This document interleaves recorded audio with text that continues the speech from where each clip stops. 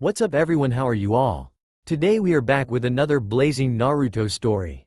What if Naruto loses his humanity towards Konoha? If you enjoy then please like, share and do comments.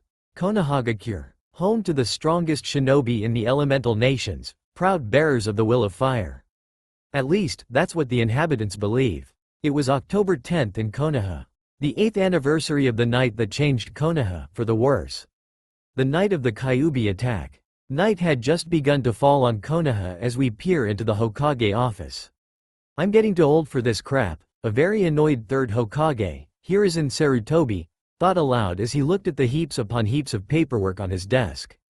Ever since the untimely demise of the fourth Hokage, Namikaze Minato, he was pressed back into office. That was 8 years ago. His thoughts were broken by the surge of a dark chakra that he had hoped he would never have to feel again. Naruto, he thought to himself in a panic. 15 minutes prior. Why do they always do this? What did I do to them? Thought a teary-eyed Naruto as he ran through the streets and alleys of Konoha hoping to escape the angry mob that was behind him yelling things like, "Get back here, demon!" or, "Let's finish what the fourth started." This was a normal occurrence on Naruto's birthday, except for this time, he had nowhere to hide. I had to get to Gigi. Naruto thought urgently. He knew that the Hokage, his grandfather figure, would protect him. He looked off into the distance at the Hokage mansion. It was really far away, barely visible over the other buildings in the area. It was at least a mile away. Naruto turned into an alley hoping to at least throw a few of them off. He ran until he could see another alley extending from the one he was currently in. He was halfway through when he saw the mob in front of him at the end of the alley, smirking as if they'd caught their prey. Naruto looked behind him only to see that a group of shinobi was cutting him off from his escape. They looked to be Chunin to Naruto. He was panicking as the mob steadily grew closer. Naruto had been caught before. He'd been beaten, tortured even. But this was just too much. They had all manner of weapons, not to mention the shinobi on the other side of him. Before he knew it they were already on him. One of the shinobi punched him in the gut, knocking the wind out of him and throwing him on the ground. The mob surrounded the boy and began to brutally beat him. He tried to stand but a villager stabbed him in the back with a pitchfork. Naruto screamed out in pain. The beatings continued, and Naruto's world was enveloped by pain. His vision went black and he passed out. Mindscape. Naruto awoke in a dark sewer. He remembered what happened to him in the alley. He was so angry. He wanted to take the pain away. He wanted to kill the people who hurt him. I can give you the power you need to get your revenge. The voice seemed to come from everywhere and nowhere at the same time. Naruto looked all around him, only to see nothing. Follow the light, a bright ball of orange light appeared in front of him. Naruto was to say the least scared out of his mind. He slowly and cautiously followed the light, fearing what might happen if he didn't. He was also curious what the voice meant about giving him power for revenge. The light led him through what seemed to be the maze of a sewer and into a very large room. Naruto couldn't see the opposite end of the room because it was covered in darkness, but there was a very large set of bars between him and where the darkness began. "It's good to finally meet you, Naruto," said the voice from before, but this time Naruto could tell that the voice was coming from the dark part of the room. Who are you? And how do you know my name?" He managed to stutter. A pair of very large, glowing red eyes appeared in the darkness. "So you really don't know, huh? There's so much about you that you don't know. What's inside you? Your potential, your clan, your parents. It figures that the Hokage wouldn't tell you. There's no way Gigi would hide that from me," Naruto exclaimed, or would he? The shadows began to disappear and now standing before Naruto revealing the gargantuan form of the Kyuubi with a sinister grin on its face. "Your own thoughts betray you. You know what I'm saying to be true. Luckily, I can provide you with the answers you've sought your entire existence. You can probably tell by now who I am, who you contain, but what about your clan, the Uzumaki? Or your parents?" Naruto was shocked to say the least. Not only had he discovered today that he contained the Kyuubi no Kitsune, but that his grandfather figure, the only person to care for Naruto, had been lying to him his entire life. He was so angry. His eyes began to flash red. He felt so betrayed. Claws started forming where his nails were. He wanted the truth for once in his life. A crimson aura began to wrap itself around Naruto. What do I have to do for these answers? Naruto asked in a tone full of barely contained rage. Do you see the seal on the door? There's a part of it stopping me from channeling my power and thoughts to you. Tear it off, but be careful. If you tear the wrong part, it could be the end for both of us. The Kyuubi said. Damn that Yondaime Hokage, the Shikifujin bound our souls together. Oh well, I guess I'll just have to corrupt his son. Once he tears off that part of the seal, nothing will stop me from entering his mind at any time I want. Kurama thought to herself with her sinister grin still showing through. Naruto slowly began walking towards the seal. With each and every step, his inner turmoil climaxed until he finally reached it. Kurama had channeled her chakra into the part of the seal she wanted removed. He placed his hand over it and began to tear. When it was ripped off, Kurama immediately began channeling her chakra into Naruto. I'm going to have to take over for a little bit, Naruto. You'll get your answers when we get out of this. I promise on my honor as the strongest of the Biju. Thank you, Kyuubi, Naruto said as he began to slip into unconsciousness.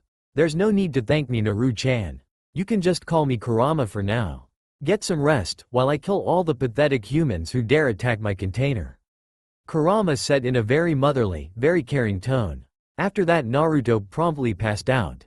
Real world, Konoha alleyway. An explosion of demonic chakra blew away everything not nailed to the ground within a 100-foot radius of Naruto.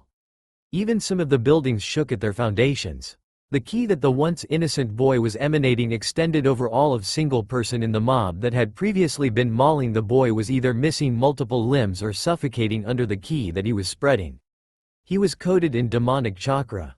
Kurama decided that she would take the boy away from the village and into her den on the border of Hai no Kuni and Kei's no Kuni. The possessed Naruto got on all fours as demonic chakra was focused into his arms and legs.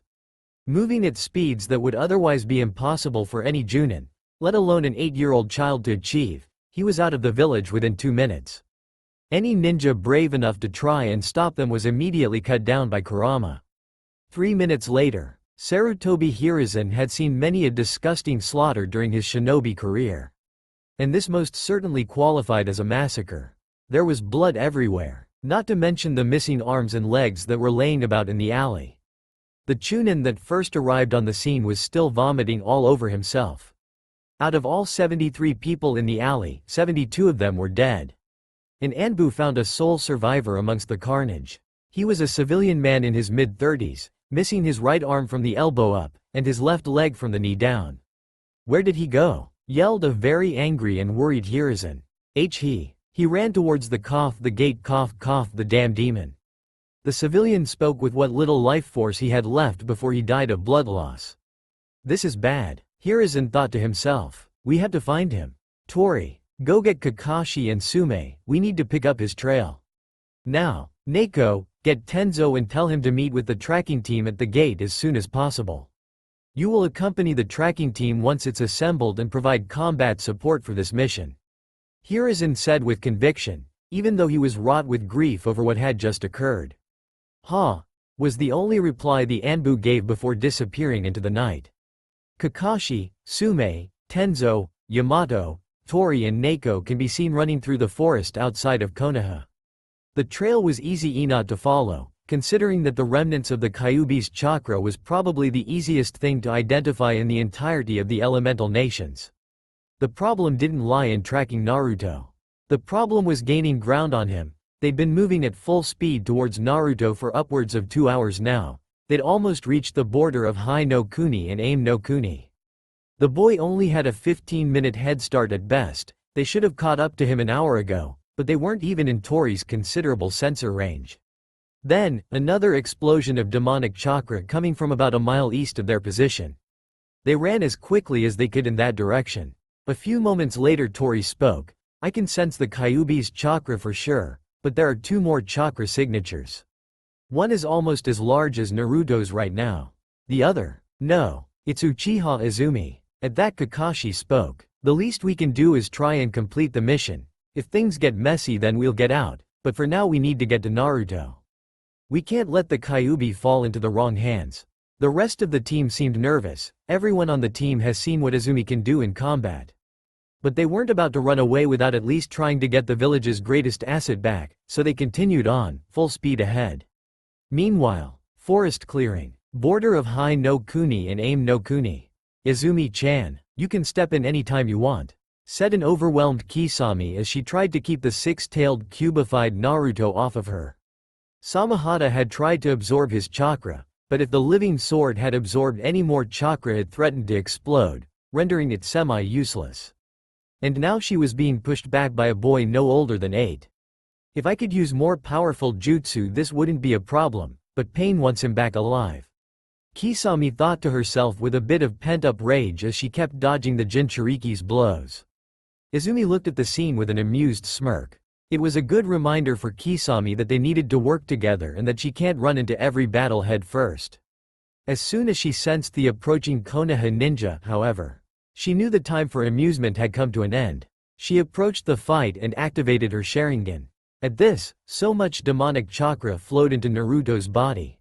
Uchiha, not again, Kurama thought to herself. The rage of the Kyuubi could be felt all over Aim and Hai no Kuni, as a 7th and 8th tail formed on the cubified form of Naruto, and dashed at Izumi.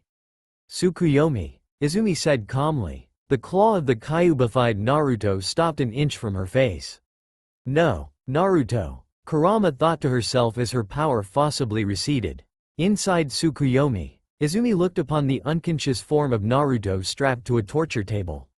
She looked across the Genjutsu world to see the absolutely livid form of Kurama giving her a death glare fit for the Shinigami himself. Uchiha, what do you want with Naruto? She screamed angrily. Izumi walked over to Naruto. You already know what I want with him. He's more important than he could ever know, Izumi said while gently rubbing his cheek, much to the anger of Kurama. Get your hands off of him, you bitch, she said while banging against her cage. Izumi just giggled lightly. In here, I have the power. And I'm going to use that power to ensure that he's loyal to me. She finished with an evil smirk. If the cage that Kurama was trapped in was made of real metal, her anger alone would have melted the bars, and her chakra would have vaporized it. At this Naruto began to stir in his sleep. Naruto, don't let her. Kurama was cut off by Izumi making her voice silent, and positioned her behind the torture table, so Naruto could not see her. After a few seconds, Naruto awoke. Kurama? The boy said weakly. He couldn't see much. His head was strapped in place so he couldn't look around to see where he was. No, the Hokage must have stopped Kurama before we could escape. Naruto thought to himself as he closed his eyes. He took a deep breath and reopened his eyes. When he did, he was greeted with the sight of mobs of people he remembered seeing in Konoha. Mostly bad people. But others like Sakura, and even some of his other classmates were among the crowd, all donning looks of hate. Burn the demon, Tucci screamed with sadistic glee. The mob was happy to oblige. For the next, what felt like years but was really 71 hours inside Tsukuyomi, Naruto was tortured in all of the most painful ways imaginable. Kurama was forced to watch as her container, someone that she had come to care for, one of the very few humans she could say that about, was tortured non-stop. He was branded, burned, cut open, mutilated and beat up until it was impossible to tell that the thing under the blood, bruises and gashes was actually an 8-year-old boy. She screamed and screamed but no sound came out. Naruto had taken quite a lot of pain over the course of his short life. But this was on a completely new level of hurt. After 71 hours of this hell, Naruto was ready to give in to the pain, to give in to their taunts. But just as the thought entered his mind, a raven-haired woman leapt into the mob that had been torturing him for so long and began mowing them down, either cutting them up with her ninjutsu or burning them to ashes with Kaiden jutsu. When she was finished and all of his tormentors were finally dead or running for their lives, he tried to focus on his savior. She's beautiful, Naruto thought to himself as he began to lose consciousness again. Izumi, acting the part, undid his restraints and picked him up bridal style. She looked at him and said, "Don't worry, we won't let the Kyuubi trick you, or this rabble hurt you ever again." That was the last thing Naruto heard before blacking out again. Itachi gave Kurama a victorious, taunting smirk. Kurama just snarled, "I will save Naruto, and I will make sure she dies the most painful death imaginable." Kurama seethed in anger. Back in the forest clearing, Naruto began to fall forwards into Izumi, his cloak of demonic chakra completely gone now. She caught him and just like in the genjutsu picked him up bridal style. Come on Kisame, we have uninvited guests. As she said this, the Konoha tracker team landed in the clearing, a good 30 meters away from the Akatsuki duo and Naruto. Izumi, let him go now. Kakashi demanded. I don't take orders from you anymore Kakashi Taiko, was Izumi's curt response. Kakashi got into a fighting stance. He couldn't use ninjutsu for fear of hurting Naruto, and Izumi outclassed him in genjutsu. Taijutsu was also a no, considering that getting close to Izumi meant getting within range of her genjutsu. He ran through every possible scenario in his head, and they all ended badly. Damn it, Kakashi grimaced behind his mask. Kisame quickly collected Samahata, and just before they sunshined out of the clearing, Izumi said, "You can tell the Hokage that he's mine now. Don't come looking for him, it's a waste of time and lives." With that, they disappeared into the night. After crossing the high aim border, Izumi and Kisame slowed down considerably. They didn't have to run anymore, and they were both a bit exhausted. Kisame from wrestling with Naruto, and Izumi from having to use 3 times the chakra in order for the Tsukuyomi to have the effect that it did. Besides, the Konoha ninja wouldn't step foot in Aim no Kuni, for fear of starting another war. Izumi-chan, why would Pain send us after him if we can't extract his Biju yet? Kisame asked. I don't know, it's not my place to question that man. However, if we play our cards right, we may just gain a powerful ally in the years to come. Izumi said, motioning towards Naruto. The Gaki? Why would he help us? Especially when we're hunting the other Jinchuriki. Izumi just smirked at her. He wants to watch Konoha burn, that and he believes Kyuubi betrayed him. We can supply him with a way to get revenge on Konoha and on the Kyuubi. Why wouldn't he be willing to join us? Kisame nodded. What she was saying made sense. Most Jinchuriki aren't treated well by their villages, and often blame their Biju for being treated the way they are. It would be interesting to see the results of what Izumi had planned. We're almost back to a megacure, let's inform Pain of our success, Izumi said monotonously. With that, they continued walking towards a megacure, unaware of what was going on inside Naruto's mindscape. Naruto's mindscape. Naruto lay unconscious in the sewer that was his mind. Today had been a very long and painful day for him. So many negative emotions all in such a short time. Hate, pain, betrayal. Above him sat the human form of Kurama. She had long crimson hair that flowed from the top of her head to just above her knees. Her eyes were glowing crimson, the hate for Konoha and more importantly, the hate for the Uchiha that had just tortured the young boy laying on the ground in front of her. The only human she had ever cared about. She wasn't going to take this lying down. Ever since the seal had been ripped, she could wander about Naruto's mind freely. She could see his memories and how he felt during them. Most of them were bad, but there were a few good ones. The only ones worth remembering were the few that the boy had made with Tuchi and Ayame. She would have to find a way to thank them in the future. But for now she needed to focus on keeping the Uchiha's influence away from the young boy laying on the ground in front of her. Come on Kurama, think, Kurama thought to herself. For all of the centuries of knowledge I've collected I must have seen something, somewhere that can help me now. She began going through her memories starting from the more recent ones. The longer she tried to recall something the less hopeful she became. She didn't remember much from when the Sage of the Six Paths was still around, and she'd checked every other part of her memories. Kurama took a deep breath and focused as hard as she could. 5 minutes pass, nothing. 10 minutes, nothing. 20, no luck. After an hour, she was about to give up. No, I can't let that bitch manipulate Naruto. She kept going, deeper and deeper into her memories. I've got it, Kurama thought, relieved that she found something. It was a meditation technique that the Sage of the Six Paths used to train himself. It couldn't be interrupted, unless thousands upon thousands of people were dying, and created a protective bubble that made it was impossible to penetrate. The technique transported the user to their mindscape so they could train undisturbed, for the equivalent of 50 years in the real world. It was called Ten no Meso. Heavenly meditation. She vaguely remembered the rest of the ins and outs of the technique. It required a lot of hand seals and put a lot of strain on the body. But if anyone could handle it, even at such a young age, it was Naruto. She had to wait until there was an opportunity to take control again and use it. She needed Naruto to be in a secluded area, away from anyone that could interrupt her, for a decent amount of time. Most importantly however, she only had one shot. For now she needed to play the waiting game, as much as it killed her, she couldn't speak to Naruto. He probably trusted the Uchiha more than her right now.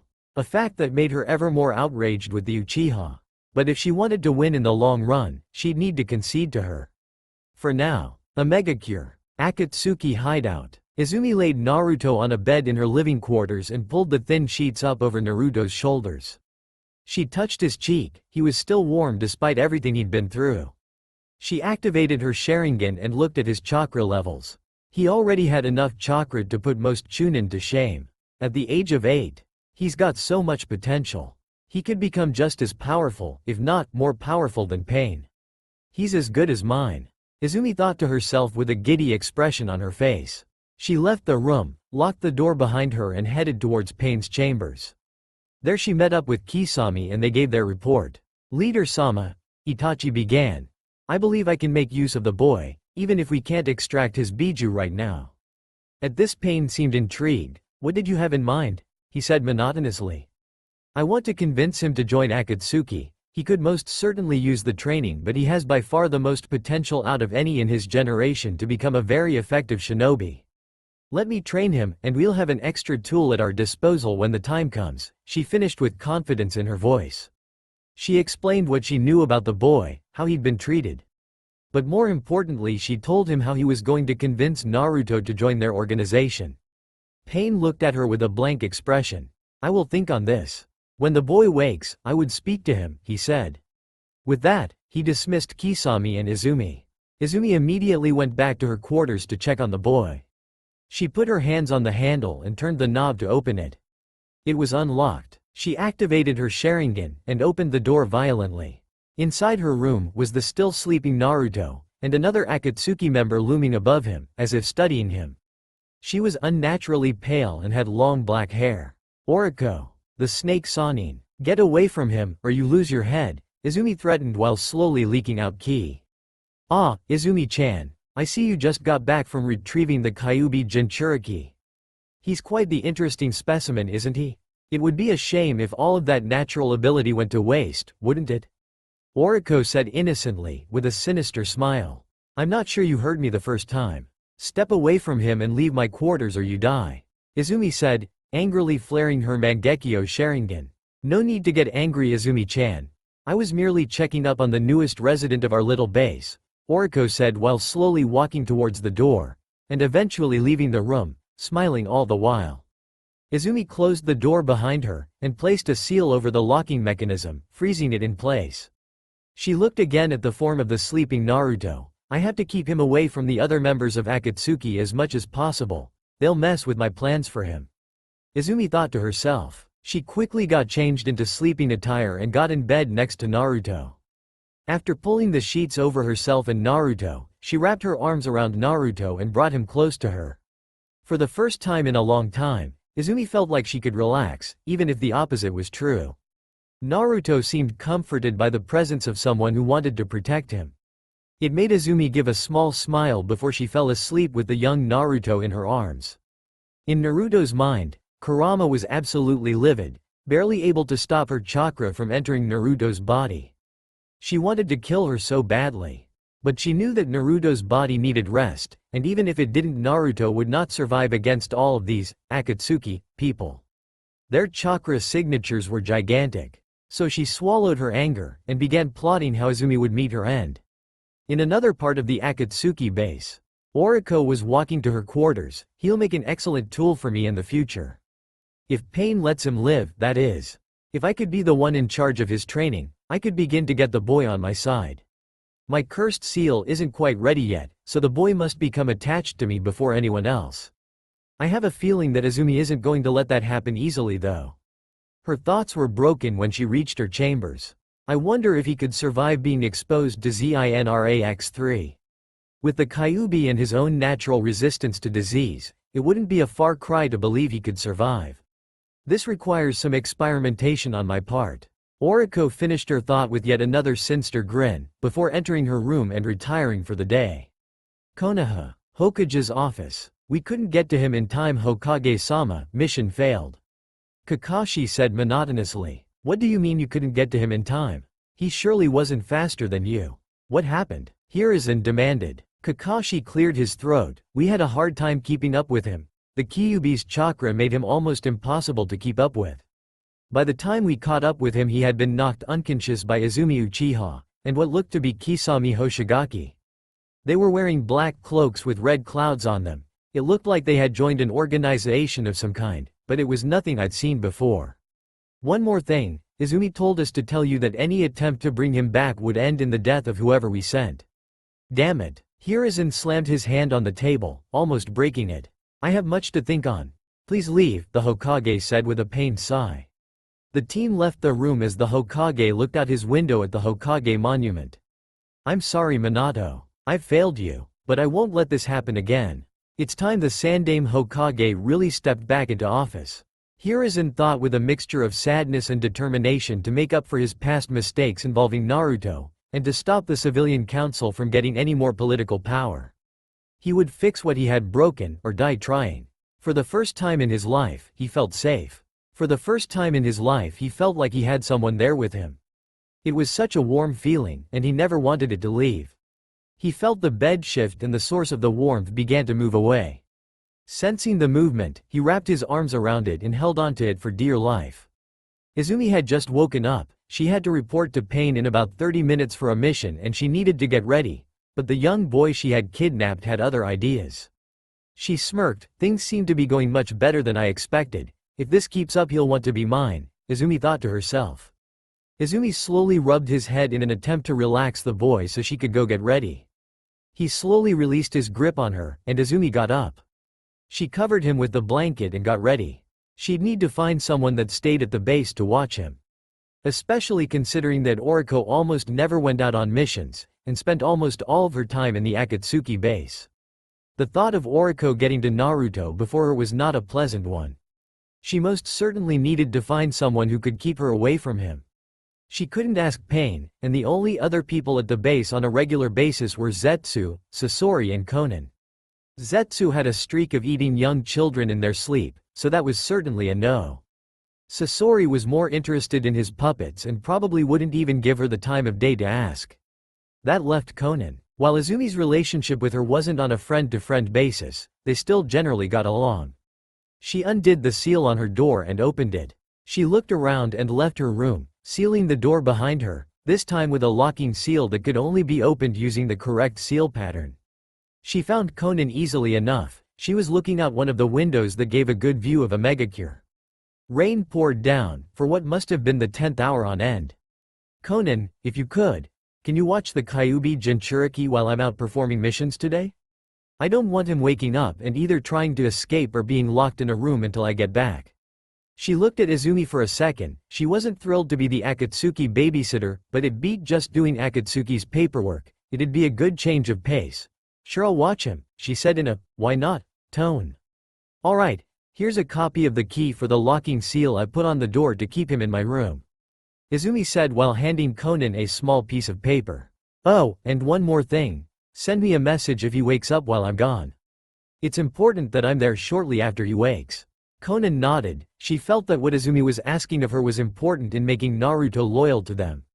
But she couldn't tell whether Izumi wanted Naruto to be loyal to Akatsuki, or herself. They both went their separate ways. Mindscape. Kurama was concentrating, trying to sense all of the Akatsuki presences so she could identify them approaching Naruto, so she knew when they were in a secluded place. She felt confident that she could sense most of them, except one. Sporadically appearing in places and then poof, gone. It was becoming quite a nuisance. She would never be able to tell if she and Naruto were truly alone until she could find a way to track this presence. She stopped when she sensed someone outside the door. Akatsuki hideout. Konan was just about to unlock the door, but for some reason she felt watched by multiple presences. So she used her cloak to block the view of the lock for everyone except her. Then she used the key to enter the room, closing the door behind her. 3 hours later, Naruto began to stir, and Konan took notice. She wheeled her paperwork away, and walked over beside the bed. Naruto groaned, as he opened his eyes. His body was still very sore from all the pain he'd been through ever since he let Kurama channel her chakra into his body. Part of him hoped that what had happened had all been a dream, but that was totally crushed when he opened his eyes. There was a dim light coming from the ceiling, but even that blurred his vision quite a bit.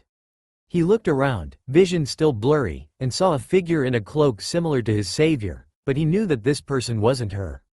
He rubbed his eyes and focused his vision. He looked at the woman, who was currently scanning him. Where am I? Who are you? Naruto asked this cautiously. You are in the Akatsuki headquarters, one of our members brought you here. As for who I am, my name is Conan, Naruto. Conan replied.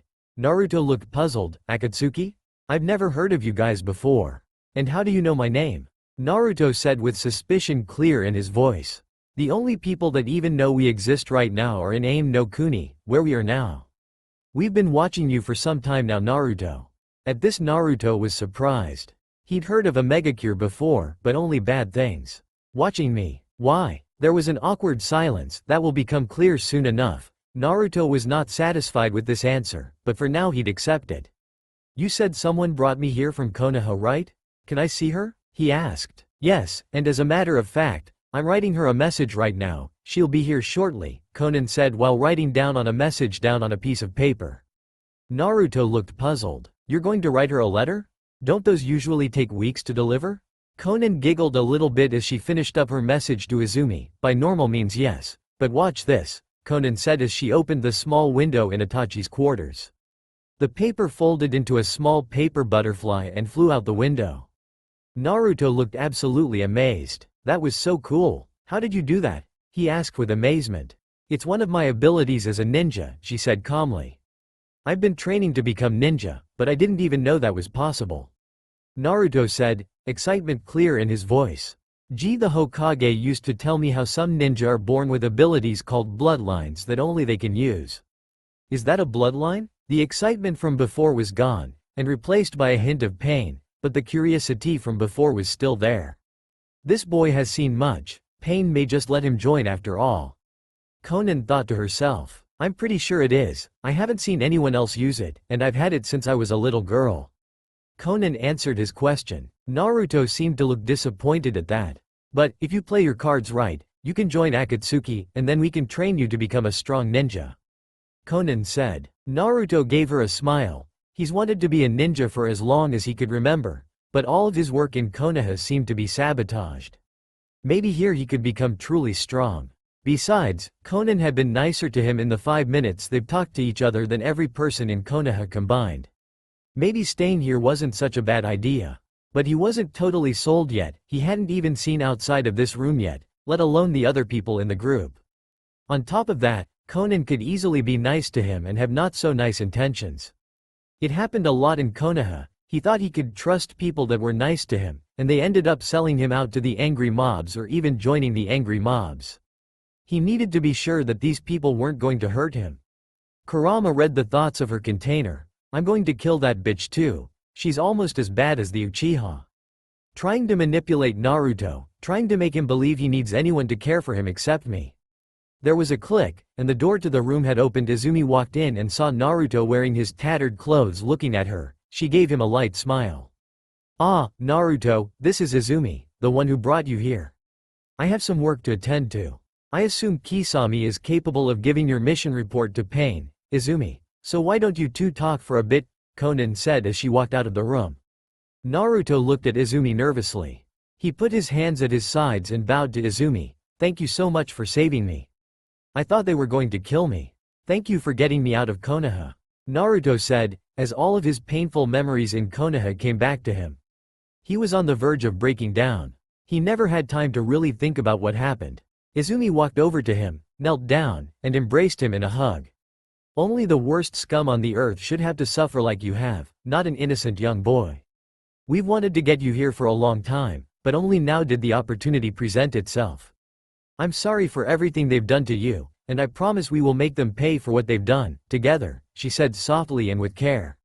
This absolutely blew Naruto out of the water. Never, in his life, had he not only been given a real hug, but no one had ever cared enough about what happened to him to do something about it. He felt something he'd never felt before. True happiness, something he'd longed for his entire life. He started crying tears of joy and buried his head in her shoulder. At this point, Kurama seethed, planning the different ways she would kill her. That should be me, not her. I've always been there for Naruto. Damn Uchiha. Her barely contained rage threatening to send demonic chakra into Naruto's system. The two stayed there for a while. Naruto didn't want to pull away, but he knew they had other things to talk about. All he wanted right now was to experience that feeling again. He wanted to be around Izumi. So Naruto, have you decided whether or not you want to join Akatsuki? Izumi asked. Naruto didn't even have to think about his response. All previous caution was gone. Yes. Naruto didn't even have to think about his response. All previous caution was gone. Yes. Izumi gave him a small smile. Well, that's half of the challenge. Now we have to convince Pain to let him live. She thought to herself. Alright, then it's settled. Now we have to go talk to the Akatsuki leader. I don't think I need to tell you to be respectful and speak only when spoken to, right? Izumi said as she stood up. Naruto nodded and followed Izumi through the Akatsuki base. As he walked with her, he saw many people in the hallway. By far the coolest one he saw was a man with a scratched-out Takigakure headband. He was wearing a mask that covered the lower half of his face, that in combination with the Akatsuki cloak made him look like a badass. Said badass caught Naruto looking at him, and shot him a curious glance. Naruto immediately grabbed onto Izumi's cloak and looked the other way. When they finally reached the leader's chambers, Naruto was a bit nervous, but he was determined to join Akatsuki, and shook it off. The door opened and they walked inside. Standing in the middle of the large room was one man in an Akatsuki cloak. You could see his pointed orange hair from behind. He turned around, his Rinnegan seemingly pierced Naruto's soul. Once again Naruto was scared, but he didn't let that deter him. He shook off his fears and doubts once again. So, you are the one that Izumi brought back from Konoha. The Kyuubi Jinchuriki. I am Pain, leader of the Akatsuki. What is your name? He asked in his regular monotonous voice, which creeped Naruto out a bit. My name is Naruto Uzumaki. At this Pain gave a curious glance. And Uzumaki, I should have suspected that with all of his chakra, Pain thought to himself. I hear that Konoha has put you through much. You of all people should know that places like Konoha absolutely reek of corruption and pain. So tell me, how would you fix the problem that is Konoha? He asked inquisitively. I would make them feel the same pain they showed me. They lied to me, tortured me. They would have killed me, had they gotten the chance. Why should I treat them any differently than they treated me? Naruto asked rhetorically. At this Pain seemed pleased. And what of the other major ninja villages, Suna, Kumo, Iwa, Kiri? How would you solve their corruption? The same way I would with Konoha. If they think that they can cause so much suffering and not expect retribution, then they have another thing coming. Again, Pain seemed pleased. And how far would you go to see them burn? To the ends of the earth. I would do anything to show them my retribution, Naruto said with no hesitation, and with hate clear in his voice. Pain looked to Izumi. Get him a cloak. You will teach him chakra control and basic taijutsu, along with shuriken and kunai techniques. After that, you will teach him advanced taijutsu and Oriko will teach him ninjutsu. You are dismissed, Pain said. Damn, I'll have to keep him away from Oriko for as long as possible. Izumi growled in her mind. This may prove to be a problem in the future, but she knew it was futile trying to argue with Pain. With that, Naruto and Izumi left his chambers. Yes, Izumi, I passed, Naruto said happily. Izumi bent down a little bit and ruffled his hair. Come on Naruto, we have to get you fitted for some new clothes, Izumi said.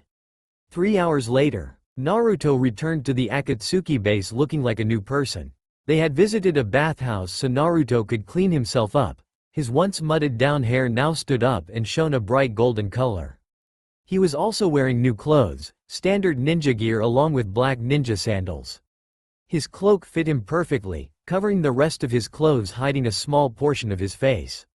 At this point it was almost sunset, so Izumi gave him a crash course on chakra and gave him some taijutsu scrolls to look at tomorrow in the Akatsuki training room when she was out on her missions. Where am I going to be living? Do I get my own place? Naruto asked curiously. Izumi chuckled and said, you'll be staying in my quarters, seeing as the base doesn't have any more spare rooms. Oh, okay, where am I going to sleep then? Your room only has one bed, right? Naruto said. You'll be sleeping with me, in my bed. Izumi said casually. Oh, well I've never shared a bed with anyone before. Naruto said, slightly embarrassed. That's okay, We slept in the same bed last night, and you seemed to like it," Izumi said, poking a little fun at Naruto's clinginess that morning. At that, Naruto seemed a little embarrassed. It took them another minute or so to get to Izumi's room. "I'm surprised Oriko hasn't tried something yet," Izumi thought to herself as she unlocked the seal and opened the door. The two walked in, and Naruto closed the door behind them. "I'm tired, I'm going to go to sleep," Izumi, Naruto said mid-yawn. "Okay, I'll be there shortly, you go ahead and get in bed, I've got some things to take care of first." Naruto quickly took off his cloak and ninja garb. He then crawled in bed and pulled the blanket over himself. Meanwhile, Itachi was putting locking seals on the windows in her room, and putting reinforcement seals on the vents in her room.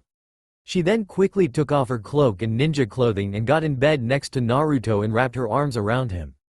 At first, Naruto was surprised. He wasn't used to so much contact that didn't involve pain. But Naruto was really liking it. It made him feel safe and cared for. Naruto slowly began to drift off to sleep. "Good night, Izumi Oni-chan," Naruto said before falling asleep. Izumi smirked madly. Her plan was working, and if it continued then she could finally have what she wanted. "Uchiha, I will make you experience the most painful death imaginable. I will destroy you." 6 months later, after a lot of hard work and pointers from Izumi, Naruto's chakra levels increased from mid-chunin to being able to rival Kisami's reserves. She wasn't called the zero-tailed beast for nothing. His taijutsu, thanks to Izumi, had become that of a mid-chunin. This included his speed and the strength behind his blows. He quickly became adept at wielding shuriken and kunai, but the hardest thing for him to master was his chakra. That didn't stop him from succeeding, however. He mastered every chakra control exercise thrown his way, from sticking a leaf to his head using chakra, to walking on water. During his many months in Akatsuki, he'd spent most of his time in the base training with Izumi, but he'd spoken to most of the other members of Akatsuki, Sasori and Zetsu being the only exceptions. Izumi didn't like it when he was around Oriko, so he tried to stay away from her, even though he personally had no problem with the snake Sanin. She even oversaw his training when Izumi was away on longer missions. At first he'd been scared to talk to Kakuzu and his partner Hikari. Kakuzu seemed not to care about him much, but was still willing to speak to the boy. Hikari on the other hand was a whole other story. The Jushinist, as she proclaimed herself, was rumored to be very sadistic and foul whenever she was out on missions. But whenever he was present, she was on super nice. She even made him gifts from time to time. His favorite was the necklace she gave him back when he first joined, made from the bones of something or other. He hadn't seen Pain much, as he wasn't being assigned missions yet. But he would do an occasional favor for Konan, and had come to see her as another older sister figure. Kisami was almost always glaring at the boy, giving him mean looks or teasing him, calling him weak. Izumi would almost always stop her, either through words or by using her eyes of death no jutsu, as Naruto started to call it. It was when Izumi gave someone a glare that could only the Shinigami could imitate. Then there was Deidara. By far he was the one that Naruto felt safest around, except with Izumi. Deidara had been almost like an older brother to Naruto. He was amazed that he could create such amazing things with his clay. Not only that, but they acted like they were alive. Deidara had told him that he could make them explode, but Naruto had never been able to see it before. In the end, Deidara was happy that someone finally appreciated his art and the boy grew on him. Kurama had not spoken to him since he left Konoha, and she had only become more jealous and angry at Izumi. It was really affecting her mental state. The only reason she had not unleashed all of her chakra into Naruto and tried to kill Izumi was that it would lead to the boy's untimely demise, and that was the last thing that she wanted. Naruto was excited for today, because he finally got to start his ninjutsu training with Oriko today. Izumi, however, was not so pleased. She'd tried to convince Pain to let her train him in ninjutsu too, but Pain shut her down immediately and said that he needed to start making connections to the rest of Akatsuki. He got out of bed, Izumi having already left for her daily missions, and got ready for the day. He put on his ninja gear and cloak, had a meager breakfast, and left for the Akatsuki training room. He entered the training room quietly and saw Oriko leaning up against one of the walls of the room, waiting for him. "So, Naruto-kun, before we start your training there are a few things I need to know first. What was the most recent chakra control exercise Izumi had you do?"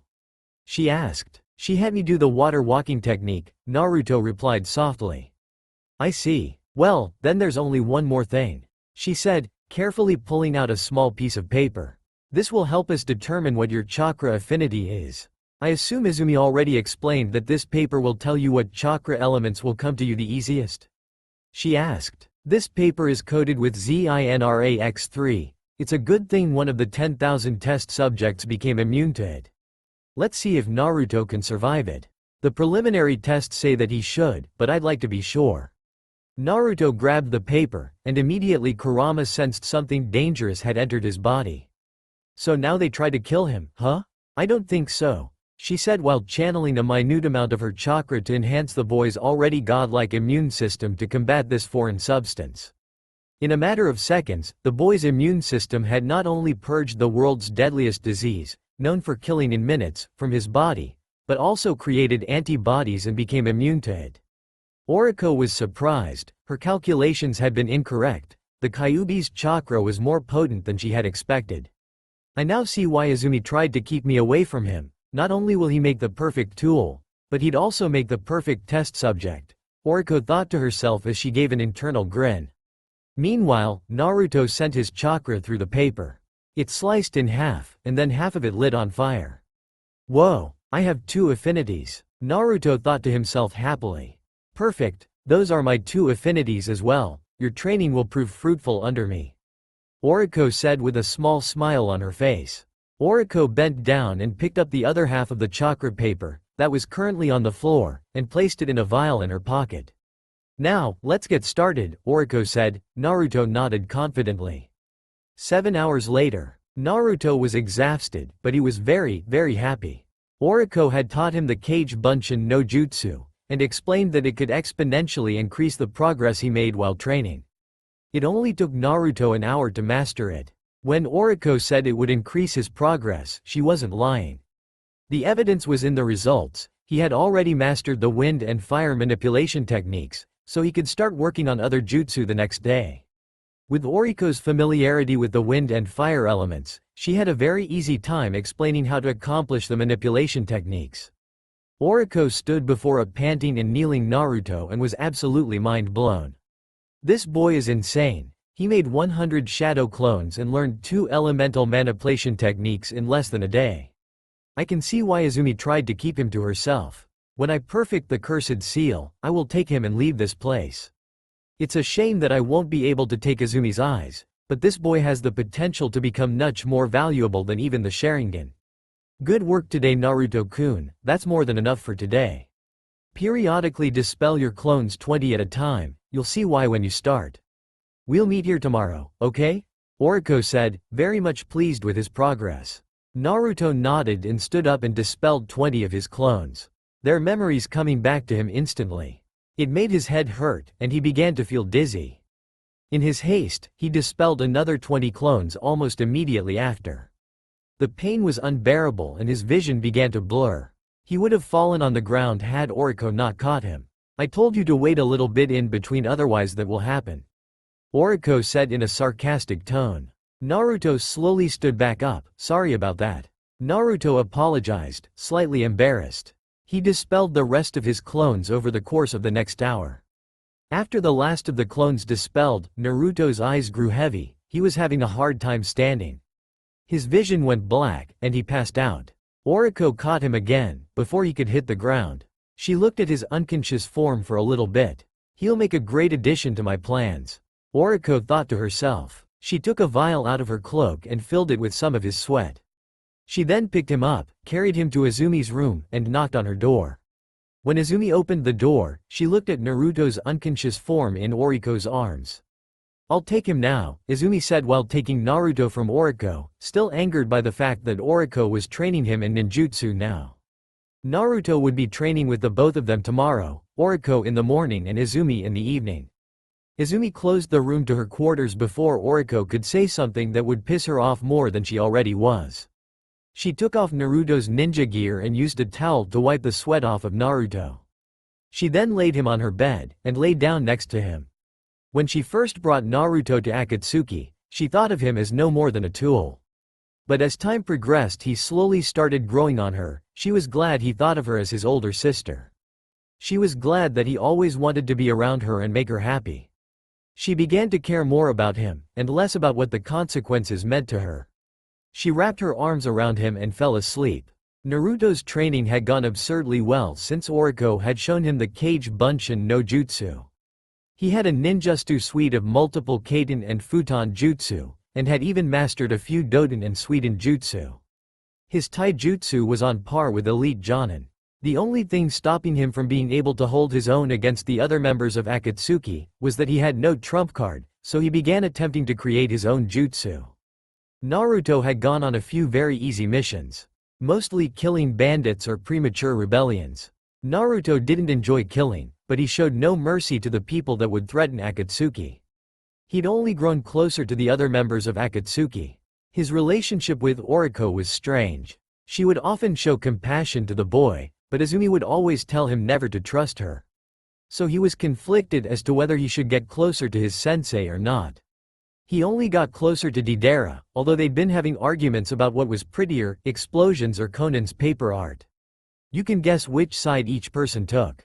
Kakuzu was still indifferent towards the boy, and Sasori hadn't even taken the time to talk to the boy in his entire time in Akatsuki. He'd heard about Zetsu, but Izumi said he should stay away from him. Hikari was still super nice to him, and would even try to protect him from Kisami's constant teasing, and was very much so afraid of getting on her bad side. He'd seen how mean and vulgar she could be to people she didn't like. Kisami in particular. She still made him gifts made out of bones too. Naruto thought they looked cool, but Izumi didn't like it when he wore them, so he just stuck to the necklace she gave him a while back. Kurama was not doing so well. She wanted to put her plan into action, but the opportunity never presented itself. Her jealousy and rage continued to consume her, and she was about to snap. Today was a day, just like any other.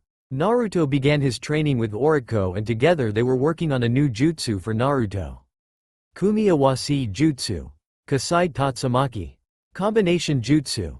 Fire Tornado, shouted Naruto as a small tornado enveloped a training dummy and lifted it into the air.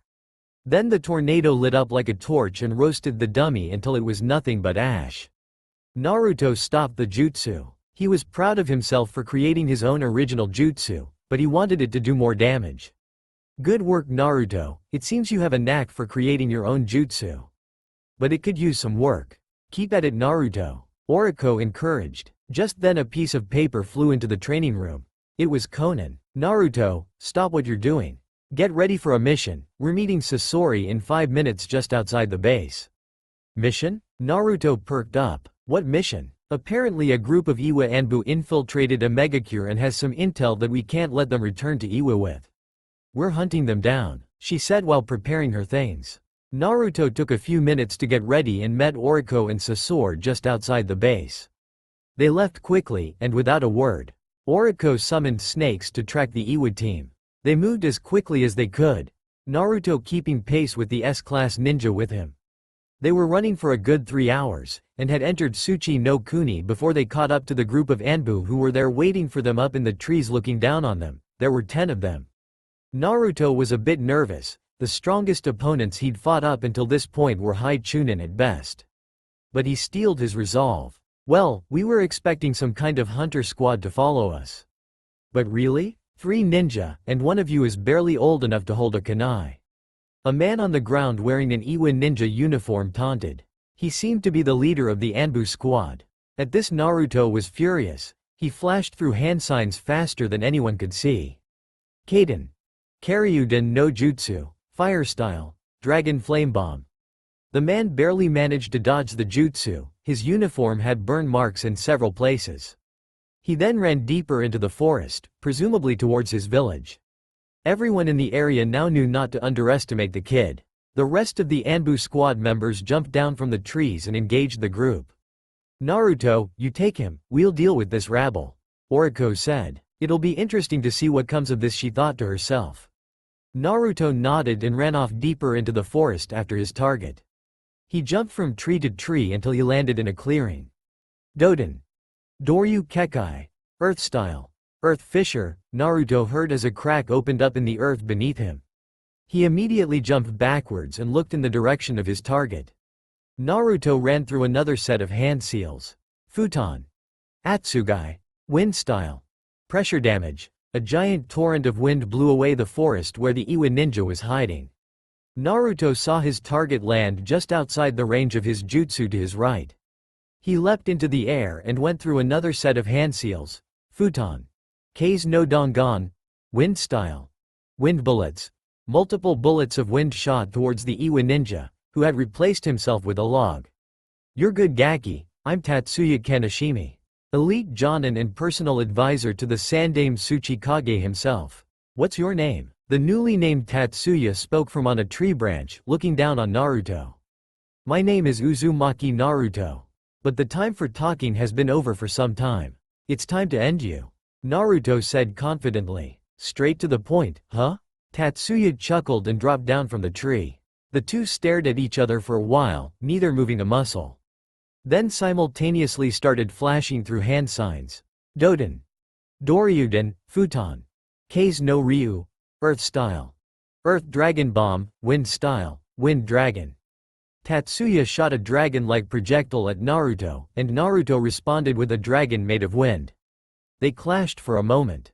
Trees were blown back from the force and the two were having a hard time standing. Naruto's wind dragon quickly began to overpower the earth dragon, and pulverized it. The dragon then continued towards Tatsuya, who gave an inaudible scream as the dragon smashed into him. Panting, Naruto put his hands on his knees. He took a moment and focused his mind. He looked up and saw the dust begin to settle. Tatsuya was standing. His clothes were ripped and he was bleeding quite a bit, but he was still moving. Yoton. Yokai no Jutsu. Lava style. Melting apparition. Tatsuya began breathing out a yellow-looking fog that covered the clearing. Naruto tried to get out of the way of the incoming gas, but some ended up touching him, resulting in multiple tears in his cloak, and a few very painful burns along his skin. When it dissipated, Naruto saw movement out of the corner of his eye. It was Tatsuya charging him. Naruto blocked the incoming taijutsu assault, deflecting and dodging puches until Tatsuya sent a kick his way. Naruto caught his foot with both hands, causing him to slide the opposite direction a bit. He then twisted Tatsuya's foot, in turn twisting the rest of his body, until his foe fell to the ground. Naruto tried to press the advantage by pulling out a kunai and attempting to stab the downed ninja, but Tatsuya rolled out of the way and did a backflip, landing on his feet. The two looked at each other once more, both panting heavily. Naruto was tired and almost out of chakra. He needed to end this.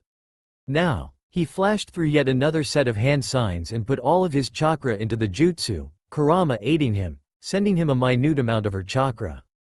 Kumiawasi Jutsu. Kasai Tatsumaki. At first, nothing happened, but then the wind began to pick up, faster and faster until the area surrounding Tatsuya was ensnared in a giant circle of wind. Tatsuya began to scream as the force of the winds cut him up even further and lifted him up into the air almost 100 feet. The winds of the now full-on tornado becoming visible to everyone within miles. If Deidara were here, his line would be, Katsu, as the tornado caught fire, incinerating everything caught inside. Naruto looked in awe at his jutsu. He could feel the heat emanating from it, and was caught up in the beauty of it. Now I understand why Deidara ni always says that art is an explosion, Naruto thought to himself. His jutsu slowly disappeared, and Naruto fell to his knees, exhausted. Naruto heard the laughter of a familiar voice in his mind. Kurama. Naruto thought to himself in fear. Don't be afraid, Naruto-kun. I'm not here to hurt you. But I will be taking over now. Kurama exclaimed as she flooded Naruto's chakra coils with her own demonic chakra. No, Izumi. Naruto thought to himself before being possessed by Kurama again. Don't worry, Naruto, you'll be free from the manipulation of that Uchiha bitch. Kurama thought to herself. Oriko and Sasori were dealing with the Iwa shinobi quite easily. They'd already cut down 8 of them, and were moving to take out the final 2, when a burst of demonic chakra cut through the forest. What? Naruto should have been more than strong enough to deal with his opponent without having to rely on the Kyuubi. Oriko thought to herself. She looked at Sasori. I'll go get him, you handle these 2. She said as she darted through the forest to Naruto. This could also be the perfect opportunity to get away from Akatsuki. she thought to herself. Meanwhile, in the clearing, Kyuubi cast a genjutsu that made it seem as though her demonic chakra was coming from every direction. After taking control of Naruto began running deeper into Earth Country, looking for a place to lay low. Moving at unbelievable speeds, she ran until she found an entrance to a cave. The Kyuubified Naruto entered the cave and went as deep into the cave as possible. She wasted no time, and immediately began preparing the Ten no Meso, heavenly meditation. Moving through hand seals faster than most trained shinobi could see. Hopefully, they won't be able to find us until I finish. This was her one chance to save Naruto. She'd be able to show Naruto Azumi's lies, and finally get the recognition she wanted so desperately from Naruto. With Oriko. Shit, where is he? Oriko thought to herself as she looked at the devastation that Naruto left in his battle with Tatsuya. She could sense the demonic chakra, but she couldn't pinpoint its location. She began searching for tracks or a clue. Something, anything, but she never found anything. With Izumi. Izumi was in the middle of a mission in Ishi no Kuni when she felt the demonic chakra of the Kyuubi. She looked out at the field of hundreds of opponents that she was being hired to kill. Kisame can handle this, she thought to herself as she shined towards the source of the demonic chakra. Kisame, for her part, was both angry and happy. Angry that Izumi ditched her again, happy that there was a field of punching bags that she could take her anger out on, right in front of her. With that, she jumped into the field of enemies with a vicious grin on her face. When Izumi reappeared inside of Tsuchi no Kuni, she was just as baffled as Oriko was at first, but after reaching out with her chakra. She could barely sense Naruto's chakra, but it was enough to give her a direction. She moved as quickly as possible through Tsuchi no Kuni in hopes of finding Naruto. 50 minutes later, Izumi reached a cave that she could feel Naruto's chakra emanating from. He's in here, she thought to herself, relieved that she had found him. She wasted no time in entering the cave. Even with all of the cave's twists and turns, she could see the orange hue of demonic chakra, and with each step she took closer, the heavier the demonic chakra became. She ran as quickly as she could, hoping to find Naruto before anything bad could happen to him. She'd only become more obsessed with the boy as time went on. She couldn't imagine life without him. She'd been so used to seeing him every day, holding him and watching him succeed. Izumi turned the final corner in the cave to see a Kyuubified Naruto flashing through hand seals. Just as she was about to intervene, his hand stopped in the ram seal. Ha ha ha ha ha. You're too late, Uchiha. He's mine now. Kurama spoke through Naruto's body. Izumi rushed to Naruto. A transparent bubble of chakra began to form around Naruto as the demonic chakra receded. Izumi, I'm sorry, Naruto said weakly as he extended his hand out to hold Izumi's. She grabbed his hand and tried to pull him out of the bubble that was forming around him. It'll be okay, I'll get you out, hold on. She pulled as hard as she could, but he wasn't moving. Naruto began to fall unconscious. Naruto, I'll get you out of there. She began to speak as tears rolled down her cheek. I know you will. Izumi Oni-chan. He spoke as he lost consciousness. The bubble was almost all the way around Naruto. On instinct, she sealed some of her chakra into his body. She didn't want to let go. But the bubble forced her hand back. I will get you back, Naruto. Izumi spoke softly while more tears rolled down her cheeks. Naruto's body moved into a meditative position and the bubble began to levitate a few feet off of the ground. Izumi let out an angry scream and beat against the bubble. Why was he outside of the base? Izumi asked herself angrily. This never should have happened. This must have been Oriko's doing.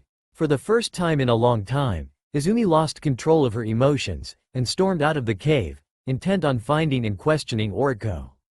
After the completion of the Ten no Meso, both Naruto and Kurama entered their collective mindscape. Naruto, however, was still asleep. That was a good thing for Kurama. She'd spent so long waiting for this day, and now that the time came, she had no clue what to say. Add on to the fact that she was exhausted. Completing the meditation technique was no small feat, and took a huge chunk of chakra out of her reserves. She mentally willed a small one-room cabin to appear in the sewer that was their mindscape. She then changed the dank sewer into a peaceful forest, full of life and nature's beauty. She picked up the unconscious Naruto and placed him on the bed inside the cabin and then mentally debated whether or not she should go to sleep as well.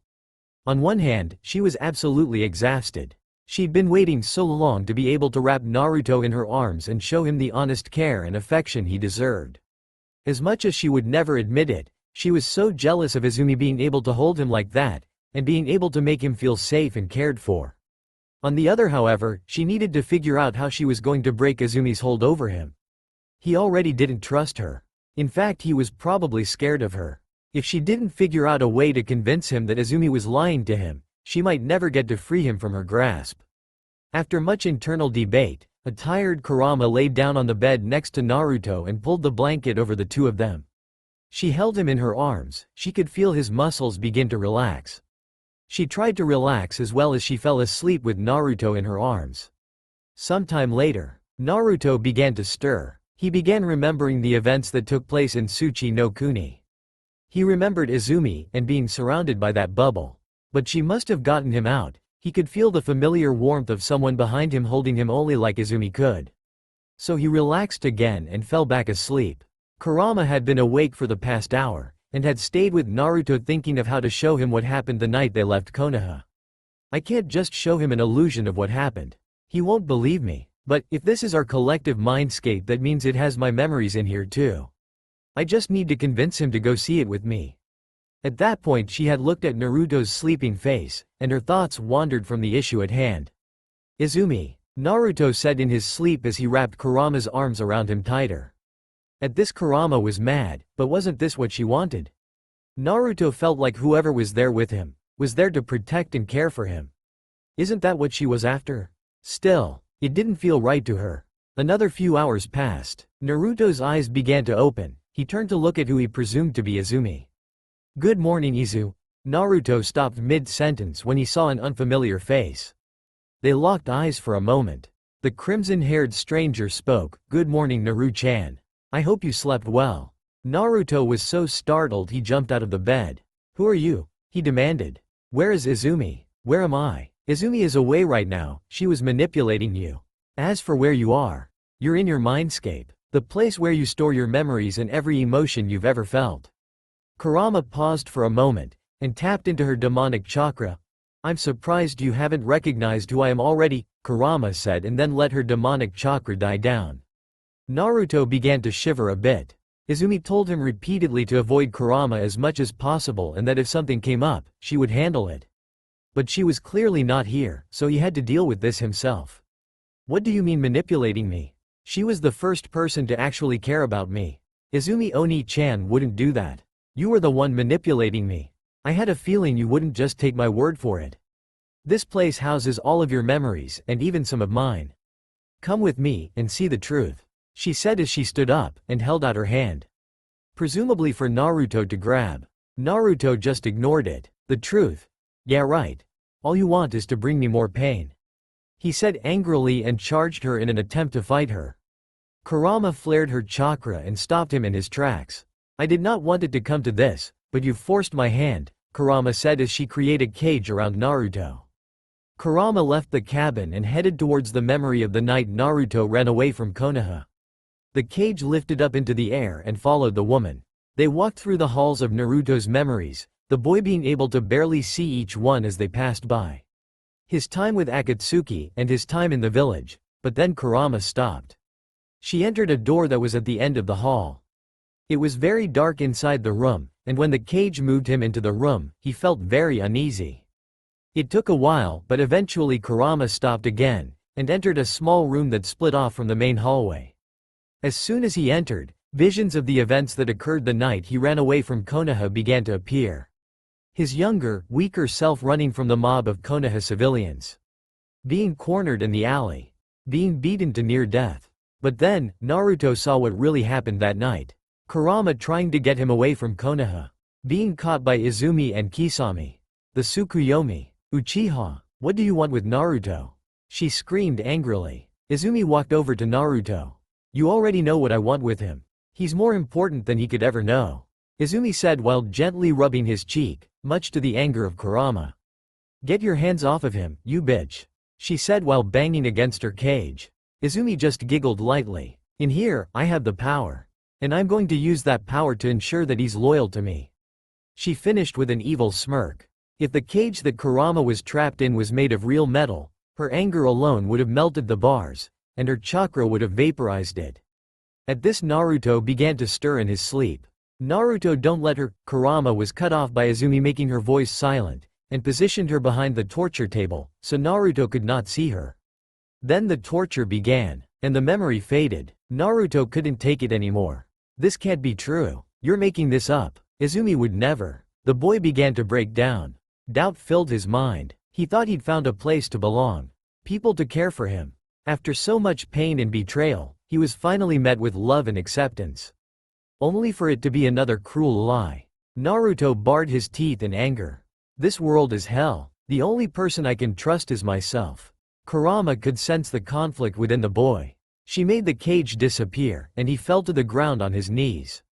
Kurama knelt down and rubbed Naruto's back. "I'm sorry, Naruto, I didn't want you to find out like this, but she was taking advantage of you. She was using you." She tried to comfort the boy. "I need to be alone," Naruto said, trying to hold back his emotions. "Okay, let me get us out of here first." Kurama helped him stand, and walked with him back to the forest. He immediately jumped into the forest, and ran out of Kurama's view. She decided to follow him discreetly. Naruto ran into the forest as far as he could. Memories of Izumi and Akatsuki coming back to him, forcing tears to begin to fall down his cheek. He tried to shake them off and kept running, but they just kept coming back. He eventually stopped in a clearing and shot off enough Kaiden jutsu to set the world on fire. Why did everyone have to be so cruel? Torturing him, lying to him. He hated them. He hated everyone. He just wanted to be loved. Could he not have that? Was it something wrong with him? Or was every human so full of hate and lies as the ones he's encountered? "Naruto," Kurama began but was interrupted by Naruto. "I said I needed to be alone," he said as he shot a fireball towards Kurama. She walked right through it and emerged unscathed. That's no way to treat the only sentient being in existence that actually cares about your well-being. This immediately shut Naruto down. "I am sorry, Kurama." The boy began to break down into tears again. Kurama embraced him. "Shush, it'll be okay. Humans are so hateful, and I know that from experience. Even demons don't treat their children this badly. You don't have to worry about them anymore. I can train you to become strong in here. You don't need any pesky humans. I'm all you need." Kurama said. The last part was barely audible. "You mean it? I can trust you?" Naruto said vulnerably. "He's so cute," Kurama thought. How in the world could anyone harm this tiny little ball of adorableness? Let alone put him through so much bullshit that he has to turn to a demon for affection? "Yes, Naruto, you can trust me. I swear, on my soul, I'll be there for you always," Kurama said softly. As Naruto returned the embrace and cried happily into her shoulder. "I'm sorry, Kurama, for not believing in you before." Naruto got out in the middle of crying. "It's okay, Naruto, let's get you cleaned up back at the cabin, then there's a lot we have to discuss," Kurama said as she moved Naruto onto her back for a piggyback ride and ran through the forest with the young boy clinging to her. "This is how it should have been to begin with.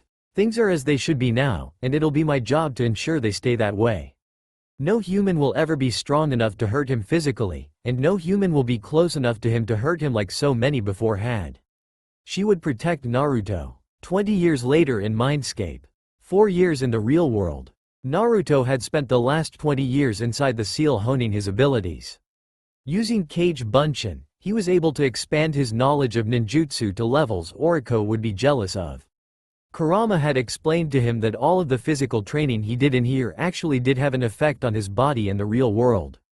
That was how the meditation technique was designed. He still had to eat in his mindscape. This was to represent nourishing himself with the natural chakra around his body. Luckily, this form of consumption produced no waste, and sleep was still necessary to replenish his mental energy. He'd even begun to look back in his memories, as painful as it was, to inspect Fuinjutsu, the art of seals. From what little he'd seen, he was able to pick up basic sealing techniques, things like storage seals, locking seals, etc. He'd tried to forget about Akatsuki. He was certainly mad at them, but he couldn't quite remove them from his heart. He didn't know what he'd do if he ran into any of them, especially Deidara, Konan, Hikari, Izumi. They all haunted him in his sleep. Even Kurama had noticed something wrong with him. He didn't want to make her worry about him. She'd been very good to him, given him everything, and protected him from every challenge he'd faced in the past. Currently, we see Naruto training with Kurama late at night. He'd been practicing increasing the intensity of his flames, using his wind element. It was going rather well in Naruto's opinion. Not only did it do more damage, but it also looked a lot cooler than before. All of his wind-enhanced flames burned a deep blue. He'd also mastered Suiten, water release, and Doden, earth release, in this time, and begun to branch into Raiden, lightning release, jutsu. Kumiawase jutsu. Kasai Tatsumaki. Naruto shouted, on the verge of exhaustion. The tornado engulfed an area twice the size of his previous use of the jutsu in the real world. Let's go back to the cabin, Naruto. You pushed yourself hard enough for one day. Kurama said softly. Naruto looked like he could barely stand. You go ahead and go back now, I'll be there soon, just let me do it again. Naruto said, panting. He can be so stubborn sometimes, but he's so cute. Kurama sighed. Okay, but one more. That's it, okay? Naruto scratched the back of his head. I promise, Kura-chan. Naruto said with a smile. Their relationship was complex. They trained together, so she was like his teacher, but she also looked out for him, which kind of made her an older sister figure as well. They also slept in the same bed, and that much physical contact with an absolutely stunning beauty such as Kurama, as a 13-year-old, made it impossible for him not to start thinking about other possibilities. Once she was out of view, he flew through the hand signs one more time. Kumiawase jutsu. Kasai Tatsumaki. Once again, the pillar of flame burned brightly in the darkness. Once it dissipated, Naruto fell to his knees. Natu, he heard a voice. He couldn't quite tell what it was saying, or where it was coming from, so he brushed it off as being some residual sound left from his jutsu. Naruto, he heard much more clearly. It was coming from Kurama's side of the mindscape. As he ran off into the woods after whatever was calling him, he eventually reached a large stone wall. In the middle of the wall was a very large stone gate coated in moss and vines. Naruto, he heard again. It sounded familiar, but he couldn't quite put his finger on it. He did know, however, that it was coming from behind that gate. He moved towards it hesitantly. He was about to touch it when, Naruto Uzumaki. You'd better not be exploring my memories or something. I'm not going to wait any longer. I will find you, and I will drag you all the way back to the cabin. Naruto blanched. This can wait, Kura-chan is going to kill me if she finds out I'm snooping in her part of the mindscape, he thought to himself as he went back to the cabin. Sorry, Kura-chan, I got distracted by something. I'll tell you about it tomorrow. For now, can we just go to sleep? Naruto asked exhausted. Kurama sighed, she wanted to talk about it now. But, Naruto looked so tired, and his voice became very soft. She knew he was going to pass out in a few minutes if he didn't get some rest. Alright, we'll deal with it tomorrow. Now get in bed, Kurama said to Naruto. He complied, and fell asleep almost instantly. Sometime later, Naruto woke up in a cold sweat. Naruto, he heard again and again. Even in his sleep, he slowly and quietly hopped out of bed. He left the cabin, and ran towards the gate. When he arrived, the gate looked the same as it did before, but it was now glowing a light blue color. Naruto walked towards it cautiously. He pressed his ear against the door to see if he could hear anything more. Naruto. The voice sounded amplified. It made his head hurt. He couldn't wait anymore. He opened the door quickly, and inside was an endless void of bright blue, and standing 10 feet in front of him. His worst nightmare. Izumi Uchiha stood before him and gave him a curious look. Naruto? Is that you? You look so much older than when I saw you last. Izumi said in her sisterly tone, as she tried to approach the boy for a hug. His muscles stiffened and he moved back. Stay away. Naruto managed to stutter out. Naruto. What's wrong? I'm here to help you find a way out. Come here, we can get you back. To Akatsuki. To our home. Izumi said softly. I know what you did on the night I left Konoha. You hurt me. You betrayed me. Please, just stay away from me. Naruto said in a low voice. Izumi stood there with a frown on her face. How does he know? That shouldn't matter though, I can still get him back. Naruto. I'm sorry, back then, you were just a tool to me. But as time went on, and we trained together, I grew to care for you. You became the focus in my life. Everything in my life, from the time I was born until I met you, felt either fake or not enough. You were the first thing that I ever came to care for. I need you. Please, forgive me, she said as she began to cry, for the first time in her life. She moved towards Naruto for a hug, but he tensed and stepped back. This crushed her. He's different now. He's been tainted by the Kyuubi. Izumi thought to herself. Her sadness and grief turned to anger. The Kyuubi made you like this, huh? I will kill her, she said as she disappeared into a flock of crows. I have to get to Kura-chan. Naruto thought to himself as he sped through the forest. With Kurama. Kurama lay in her bed. She'd been awake since she felt a foreign chakra enter Naruto's system. So she found a way in here, huh? This will be a good test for Naruto. To see where his loyalties lie. She thought to herself. She closed her eyes and pretended to be asleep. Izumi entered her room in a whirl of crows. She moved quietly over to Kurama, kunai in hand, and raised it above Kurama's head. Just as she was about to bring it down on Kurama, Naruto charged through the door and tackled her to the ground. Naruto, don't get in my way. I don't want to hurt you, Izumi said as the two wrestled on the ground, while Kurama sat in bed and watched. They continued rolling around on the ground until Naruto ended up on top, looking down at Izumi. Naruto, Izumi said weakly, while crying. She could have hurt me by now, but she didn't. Naruto thought to himself. They stayed there for a moment until Kurama spoke. Kill her, Naruto, she said in a cold voice. He hesitated. He felt paralyzed. Could he do that? He didn't know. He began to shake, and he began to breathe heavily. Slowly, Naruto pulled out a kunai, and gripped it tightly in his hands. He held it above Izumi's heart as she lay there, looking at him with tears rolling down her cheeks. Naruto raised the kunai. His memories of Akatsuki flashed before his eyes. He brought it down. The memories of Izumi helping him train. It was just above her heart. The feelings of security. The care he got from her. All the times he was on the verge of madness and she saved him. Izumi braced for the pain. But it never came. She looked at Naruto and saw the kunai resting above her heart.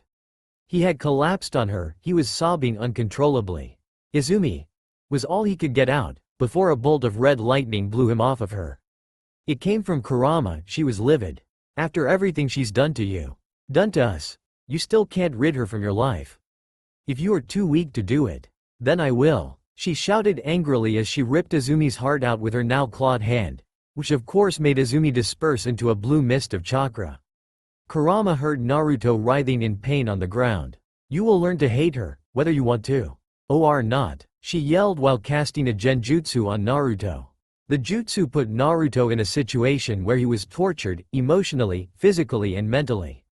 By Izumi. She didn't enjoy hurting Naruto like this. In fact, she hated doing it, but it was necessary to also reinforce Naruto's dependency on her, and her alone.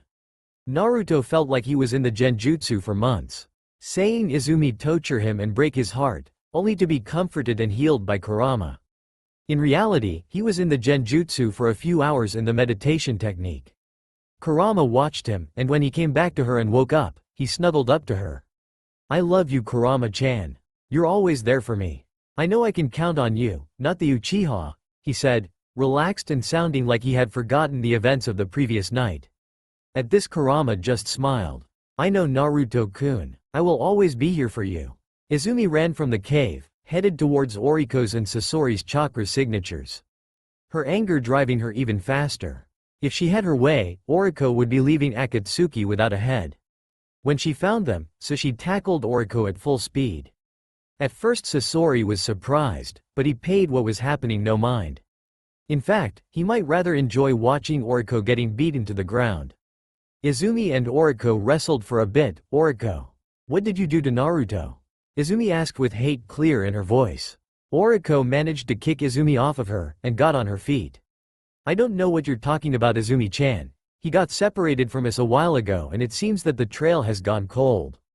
Oriko said innocently. That may be true, but why was Naruto even outside of the base? His training wasn't complete. Izumi spoke and stared into Oriko's eyes, Mangekyo Sharingan active. At this Sasori spoke up. Yes, Leader Sama said that we were to go alone.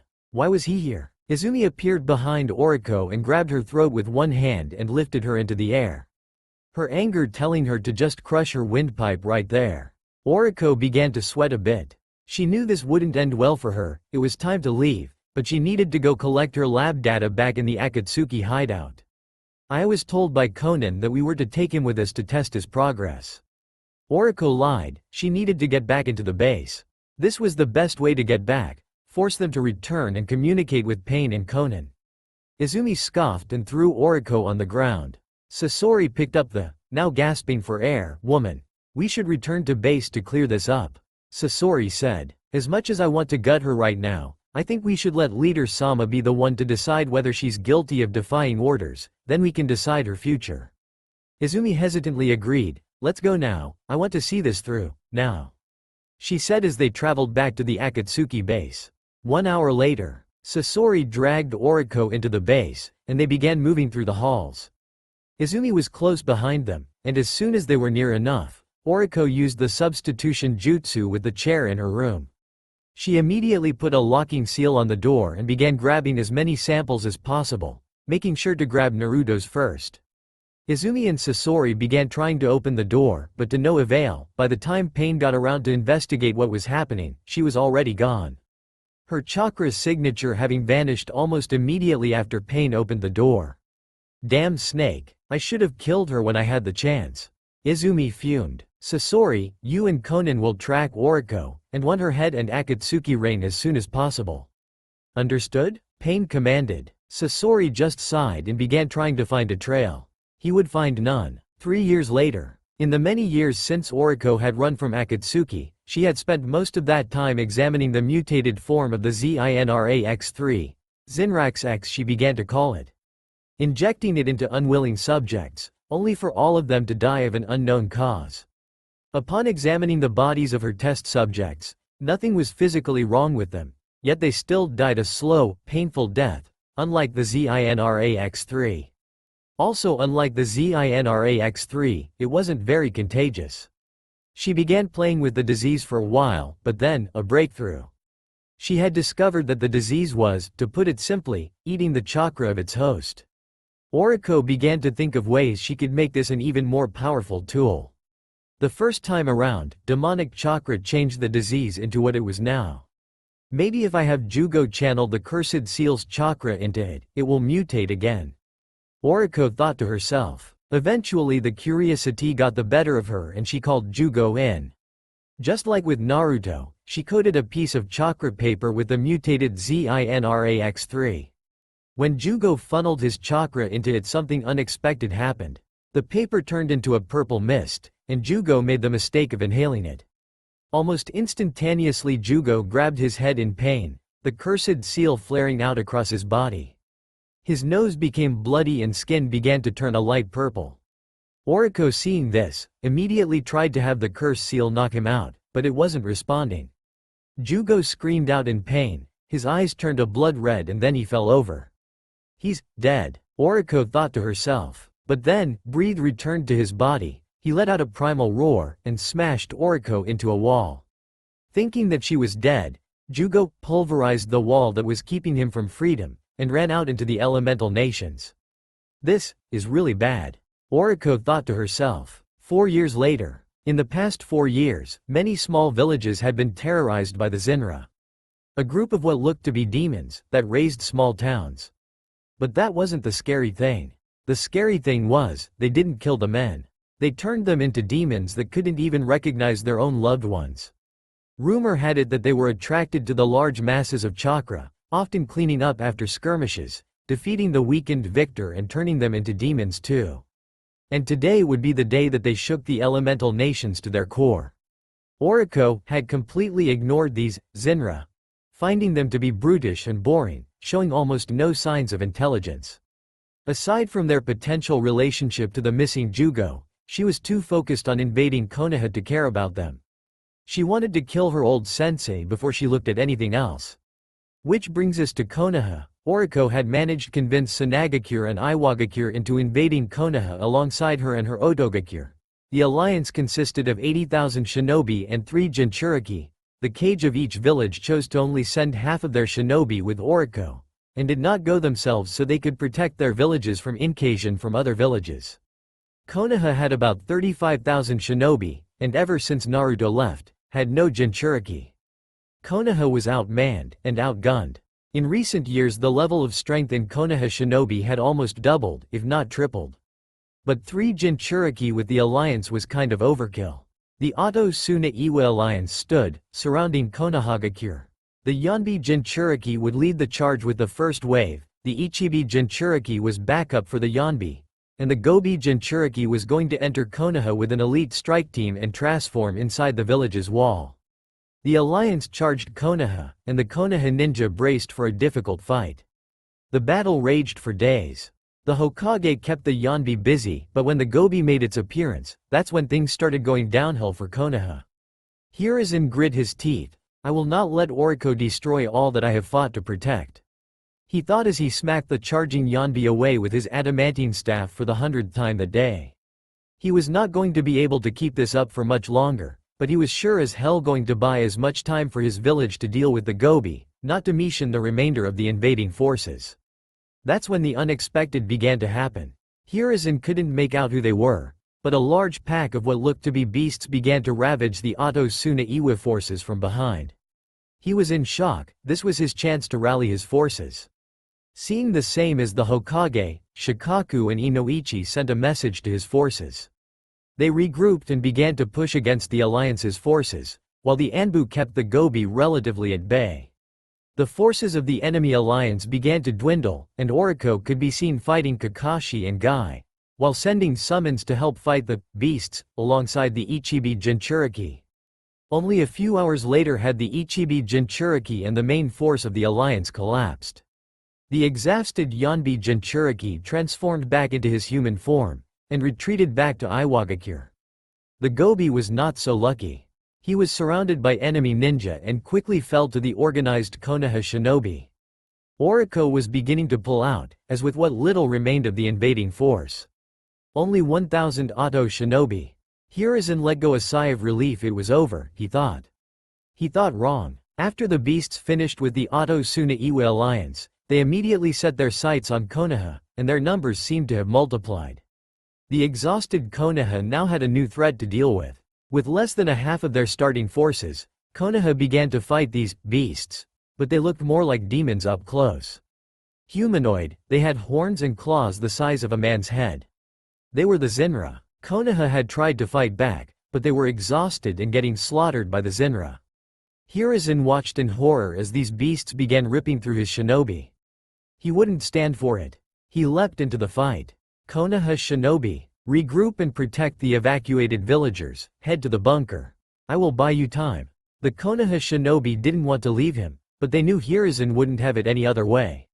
His Anbu stayed with him, however, and fought to the bitter end. The total of people who died in the battle exceeded 100,000 people. More than half of which would now become Zinra. This was most certainly not looking good for the elemental nations. After the official destruction of Konoha, many other hidden villages began to rejoice.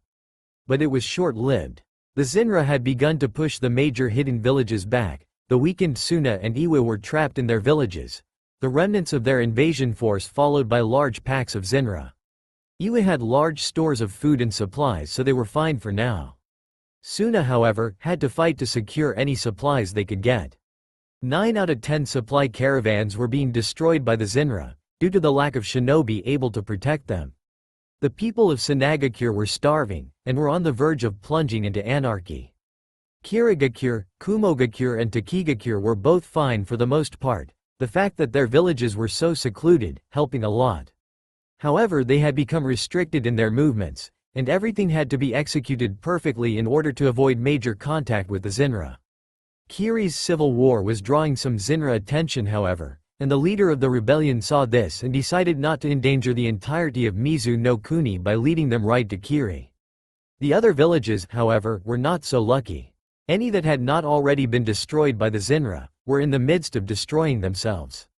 Akatsuki had tried to protect a Megakure from the Zinra, but they were outnumbered 1,000 to 1. Not even Pain could hold the line for long. It was later deduced that so many appeared because of the gigantic chakra signature they gave off as a collective. Their members either left the group in order to pursue their own goals, or regrouped with Pain and haven't been seen or heard from since. The remnants of Konoha had found a hidden cave network in Hai no Kuni, and began to rebuild there. The new Hokage was Shimura Danzo. Under his leadership, the civilians were being trained how to fight, albeit it was going to take time to get them up to the level that they needed to be. The remaining shinobi were either on guard duty, or busy collecting supplies until they could plant crops and grow their own food. Naruto's mindscape. Naruto began today the same as he had every other day, running through his mindscape as fast as possible, wearing weights and away from Kurama, until something unexpected began to happen. He started getting visions of an unfamiliar cave. Am I waking up? Kura-chan said I wouldn't be waking up for a while though, what's happening? He began to panic. He started to become transparent. Meanwhile Kurama had caught up to him. Naru-chan, I've already caught up to you. What's? She stopped mid-sentence, seeing the now disappearing Naruto. Why is he waking up? That's when she remembered the only condition that allowed a user of this technique to wake up prematurely. Naruto, you're waking up. I don't know the specifics, but there is something very, very dangerous in the elemental nations right now. Dangerous enough to wipe out the entirety of humanity. I know you want nothing more than to watch them burn, but you need to focus on destroying this threat, or it will become stronger than the both of us combined. Kurama said seriously. Naruto listened intently and let his training kick in. He took deep breaths and focused on her words. He nodded. Alright Kura-chan, let's destroy whatever this is, together. He said as he disappeared entirely. Tsuchi no Kuni. Cave system. The golden orb that had cut Naruto off from the rest of the world for almost 7 years now began to flicker and faded into nothingness. Naruto fell to the floor and landed on his hands and knees, breathing heavily. He was exhausted. Kurama forgot to mention how taxing this technique was on my body. Naruto thought to himself. Oops. Sorry about that Naru-chan, Kurama said in Naruto's mind, chuckling to herself. Well, I should go find a place to recuperate. This place didn't feel very safe, and it was becoming a bit difficult to breathe. The young man looked down at his clothes. Most of them were way too small, but his Akatsuki cloak still fit fine. He grit his teeth. I'll keep this only until I find better clothing, he thought to himself. He looked at the necklace Hikari had given him years ago. Naruto stumbled through the cave weakly, leaning against the wall of the cave. It took him a while, but he finally reached what he remembered to be the entrance to the cave. It had been blocked off by boulders and rubble, explaining the difficulty breathing. Barely any air was getting inside the cave. Futon. Atsugai, Naruto said weakly after slowly going through hand signs. A torrent of wind blew away most of the rubble, the resulting dust cloud blocking his vision for a bit, but when it dissipated, Naruto had to cover his eyes. The brightness of a sun he hadn't seen in 7 years blinding him temporarily. He could sense the changes in the elemental nations since he had gone into his meditation, long before he could physically see the effects that were right in front of him. The world felt even more corrupt and evil than it had before Kurama had taken him into his midscape. But when he opened his eyes, he was shocked. The forest that had previously surrounded the cave he was meditating in had completely vanished, replaced with a gray, harsh and desolate wasteland with no end in sight. Boulders were scattered around the immediate area, presumably from a fight between Iwagakure shinobi and whatever this threat was. There were no bodily remains to be found. Naruto looked at what looked like a giant cloud of dust heading his way. This is worse than I thought it would be, Naruto thought to himself. He collected himself. I could probably wait out whatever the dust cloud was in the cave, Naruto thought to himself. Just as he was about to walk back in, he sensed movement coming down the cliffside of the cave. Whatever it was big, and not friendly. It charged him and just about planted its giant fist in his face, but Naruto instinctually leapt away from it.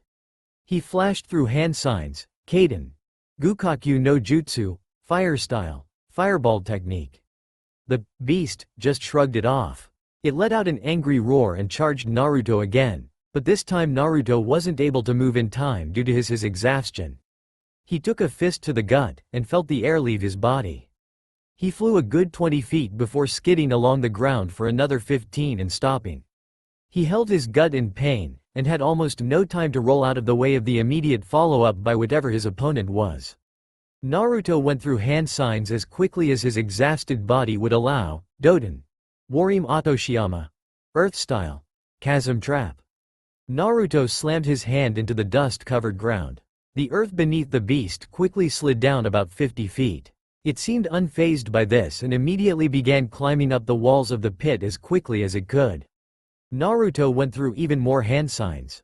Just as one of the beast's hands came out of the trap, Naruto stopped and channeled more chakra into the ground. Doden. Warim Subusu. Earth Style. Chasm Smash. The walls of the chasm closed almost instantaneously, smashing the majority of the beast. Its arm was the only thing visible to anyone now. Naruto fell to his knees, panting. He stared at the place where the beast had previously been. The arm violently spasmed and turned a gray color until it faded entirely into dust. There must be more of these things, Naruto thought to himself. Naruto, we need to leave. Now, I can sense more of them heading our way, while not as strong as this one. There are too many for us to handle now. I'll lead you away from them. Kurama spoke seriously to Naruto, her chakra pointing the way for Naruto. Naruto slowly got to his feet. His V-zone began to blur, and he had a dull headache, but he began running in the direction that Kurama was pointing him. He ran for what felt like eternity until he finally saw some green, a forest. It was a relief, seeing as he hadn't seen any living thing other than that thing since he'd woken up. He had just entered the forest when he looked behind him. Multiple figures, charging towards him at a ridiculous speed. He jumped up into the trees and began leaping from tree to tree in hopes of escaping their view, but it wasn't enough. They were soon right on his back. Naruto landed on a tree and narrowly dodged being pounced on by one of those things. He took a mental note that they were much smaller than his previous opponent. He kept moving, but he knew it was only a matter of time before they caught up with him again. He was just exhausting himself now. He landed in a clearing and looked behind him. The previously fast-paced hunters on his trail since he'd entered the forest had slowly crawled into the clearing, looking ready to pounce. There were 7 of them. Naruto took a deep breath and stared down his opponents. As soon as they moved towards him, he flashed through hand seals. Just as their claws were about to pierce his flesh, the boy shouted, "Futon! Atsugai!" and blew them all away, 4 of them missing the majority of their limbs. Naruto again fell to his knees, breathing heavily. The other 3 beasts were now caging him once again. He tried to move, but his body wasn't responding. Kurama was about to surge some demonic chakra into Naruto. Even though it may cripple him, it's better than him dying. However, Yahoo! A happy, sadistic shout was heard from behind Naruto. A woman wearing a bone mask and dark clothing leapt in between Naruto and the beasts. Her silver hair being the only identifiable trait that she had. Within a minute, the 3 remaining beasts had been sliced into too many pieces to count by her side. She looked over at the still downed form of Naruto. "I haven't seen that cloak in a while, Gaki. Tell me where you got it, and maybe I'll make your sacrifice to Jashin-sama slightly less painful," she said with bloodlust still apparent in her voice. Naruto was a bit stuck in the emotional department. He knew this was Hikari. He was glad to see her here. She was always super nice to him, but at the same time she was Akatsuki, and they used him, they betrayed him. "I want to trust her, but I know I can't. Should I try and fight her? What should I do?" Naruto thought to himself. "It seems she's left Akatsuki. While I never did like her, she should recognize you and take care of you until I can heal you. We don't have much of a choice anyways, so let's take what we can and leave as soon as possible." Kurama spoke in his head. Naruto began to relax. If Kurama said it was alright, then it'd be alright. He gave a slight chuckle, and coughed up a little bit of blood.